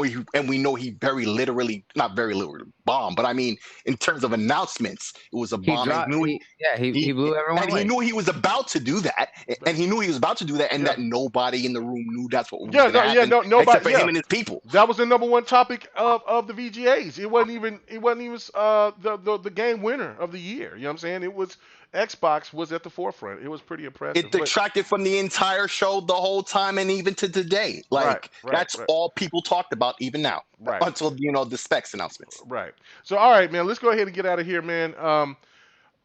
Live, you surprised me. You're very quiet, man. I was expecting you to come in here and say your piece, but you just came in and say a few things, and then that was it. I was, you know what I'm saying? It was free fall. I was hoping you was going to say some more, but you just kept it quiet. You know, let people get off. Okay, all right, cool. I know that you want to get your point across and want to talk about it, but that's what I was trying to say. That's why I said what I said. Hopefully you and Lemon and Slayer would let you know what I'm saying, would let you guys hear what I said before we started the show. That I was going to get to this point where just everybody just talk and just get it out. But anyway, where can they find you at, bro? Glad you can make it. Oh shoot, man! They find me on my channel, Wire Gaming. Got some videos. I just ain't. Yeah, you better put those videos out, man. You're slipping. Mortal Kombat here and there. I moved back to go play Mortal Kombat 10 because they had a quest on Game Pass. Damn, 11 looked so much better than that shit. Oh yeah, 11 is fantastic, man. So yeah, you need to come on Friday night, man. I mean Sunday night, man, and game with us, man. Sunday night fights, man. You come on there Yeah, with us. I'll try to get in a couple matches with y'all. All right, cool. That's all right. All right. PK, thank you for being on again, brother, and being a new member of the GRG podcast, man. You made some great points. And where everybody can find you at, man? Hey, you can find me on Twitter at PKX Live. Nice. All right. And operations op, what's going on with you, bro? Where can they find you at, man? Okay, he's probably also say he's Yo, probably you hear me? Yeah. I thought you was over there Okay. cooking some grits. No. Of course, you can find me here every Friday on GRG, every Saturday on Smash Podcast at 8 p.m. Central, 9 p.m. Eastern, and of course on Twitter, Operation Appa. All right, cool. Bloody, where can they find you at, man? They can find me all over. They can find me on Twitter, Facebook, Instagram, and of course over on Mixer, where I stream 5 times a week at bloody_nux, KNUX. I was like, other than that, they can just kind of find me here every Friday with you guys and every Saturday over on my channel on youtube.com/bloodynuts, where I host the Smash podcast with Op, Super G, the driver, and our resident artist and the man with no plans, Mr. Soul King. All right, cool. And then last but not least, newcomer to the scene, man. You've had a eventful week, brother. What's going on with you, Sick Slayer, aka Slick? I kind of like it, man. Yeah, man. You know the vibes. You can find me on Twitter, Xbox Live, PlayStation Network, Steam. You know, any platform you play games on, except the Switch, because I don't own one yet. You can find me. Just holler at me. And we'll play some games. I'm trying to figure out. I know he's got the Mario raccoon tail and ears, but what the hell is that logo, that little picture you got? It's a Tanuki. It's a Tanuki suit. Yeah, for Scott Pilgrim, dressed as Mario from Mario 3. Mario 3 is one of my top 3 favorite games of all time, and the face is Scott Pilgrim, I believe. Ah, I love Scott Pilgrim. That was me too. Oh yeah, the movie was great. The game was cool. I was hoping that it would come back was compact. Well, that was a shame it didn't get that. Well, the reason that it never happened was because the creator of the graphic novel, he lost the license for the game. So when it got delisted on 360, he was never been able to renew the license. And I think he recently was able to reacquire it, but I don't think he's actually renewed the digital license for them to bring it back and put it back in the store. But I hope he does that one day, because I remember like a year after the game release, all of a sudden they came out with this patch out of nowhere and they added online play, because the game never had that. No, it didn't. It added the online co-op, and I was just like, whoa. And I started hoping for more things, more ports. I never knew that either. Switch, and it never happened. Yeah, I agree. I was like, the game was a great 64-bit side scroller beat 'em up. I was like, and there's not been such a good beat 'em up like that since the days of Double Dragon or anything like that. Right, that is true. And it also has Captain America in it. You know what I'm saying? Steve Rogers. You know what I'm saying? My boy. I forgot what his real name is. Chris Evans. Yeah, Chris Evans was in it. Chris Evans. Yeah, so yeah. So no doubt. Anyway, all right, man. Nice recovery that came back. I like that. I'm good at that sometimes. I'm good at that. And thank you to our new member, Henosis, man. Thank you so much. Hey, I was gonna say 100. No, 100 couldn't say his name. Bloody, help me out with the first name. Agratos. Oh, thank you. Thank you very much. Like I said, kiss your mom. Height. Oh, Don, it's too late. We're about to get out of here. You out of here? Perfect. Yeah, perfect. So go ahead. Where everybody can find you at, asshole. We'll pop it in here later. Where everybody can find you at, Don. Well, not on GRG, man. I took too long to get here. Yeah, no, that's all good. You're not wrong there. No. You can. He said he was going to come in late, but he was thinking that we was going to stay a little bit later. But I was like, yeah, you guys always run late, so I figured I would still be good, but I guess not. So. Well, okay, all right. So, let me ask you this then. What is the tell us, since you just popped in all of a sudden, tell us anything that you want to say about these two consoles before we get out of here. Anything about the two consoles? Yeah, the new ones coming out? Yeah, the good and the bad. Let us know right fast before we get out of here. Yeah, I think everyone should reserve their judgment until they start seeing some of the games and what they're putting on there and what the developers have to say about the products. I think people are jumping the gun a little too early. and it's always about what these products can deliver. You know, at the end of the day. Spoken like a true I neutral was just dev. gonna say, hey, spoken like a true businessman. That man got to make his money. You know what I'm saying? I like it. I like it. I like it. Okay, I had a question I was gonna ask him. I can never ask him that question publicly, then. So I'm just gonna leave that alone. No, you can ask him the question. I don't know. I don't know. No, I don't know about that. I may do the dance, but right. Yeah, he might do the dance, but go ahead. I want to hear this question. Oh, well then, because he ain't gonna be able to dance around this one, because I'm gonna word this very specifically. You sure about this, bro? This is your choice. Go ahead. You want to be the first one? Okay, the listen. answer is 42. Oh my Every God, time. you're killing me. Listen, man. So the question is, there's okay. So your answer is either going to be 4 syllables or 5. Okay, which system is more powerful? Oh, it's pretty easy. That's Xbox One Series X. Oh, Okay, hey, hold on. Did you hear that? Did you hear that little sly, little? Did you hear that? He said, "Say that again, Don. Say that again one more time." The Xbox One Series X. I mean, it's straightforward. Oh, I thought you said Sirius X. Okay. All right. It's not Xbox One. I mean, it is serious, but yeah. I mean, but no. I mean, yeah. I mean, it's pretty clear at that point. When you come to all the different, engines and all the different games on there, on average, you're gonna see better performance on that machine. I mean, that's just what it boils down to. But it's not like the PlayStation 4 or 5, is a slouch. I mean, it's a very powerful system. It's going to be able to put up some gorgeous games as well. But on average, I said this before. Like if you have the eye for the detail, most likely you're going to notice it on the Series X. I mean, if you have the television to display to the maximum visibility, you're going to see it mostly on the Series X. I mean, and that's just a safe bet, just in general. So. No doubt. I'm going to make a video tomorrow. Man, that's spoken. Before I go on to the next podcast, I'm going to make a video tomorrow, and I'm going to give my thoughts about the whole situation with people talking about power and what they want. Because to me, you're gonna spend, if you really want all the power and you want everything that you've been begging for, all of this from Sony or from Xbox. I hope you guys are prepared to spend some money if you guys don't have the right proper televisions, things like that. I'm going to talk about that in the video tomorrow. Don't want to keep the podcast going too much longer. I want to get out of here. Want to play some games. So, as I say all the time, thank you for coming and checking out the GRG podcast. But we only have, well, you know what? This is a new one because most of y'all are sitting y'all's asses at home and ain't got to go to work tomorrow. So you only got 2 things to do tomorrow. Well, unless you are a doctor or working at a food place or something like that. Not a food place. Basically any essential, basically working on the plants or anything. Right. Yeah, there's only a few people that can get out there and do some work. But if you do got to go to work, I'm sorry for keeping you so late, but thank you for checking out the GRG podcast. I'm pretty sure you're probably already in bed and you'll check us out in the morning.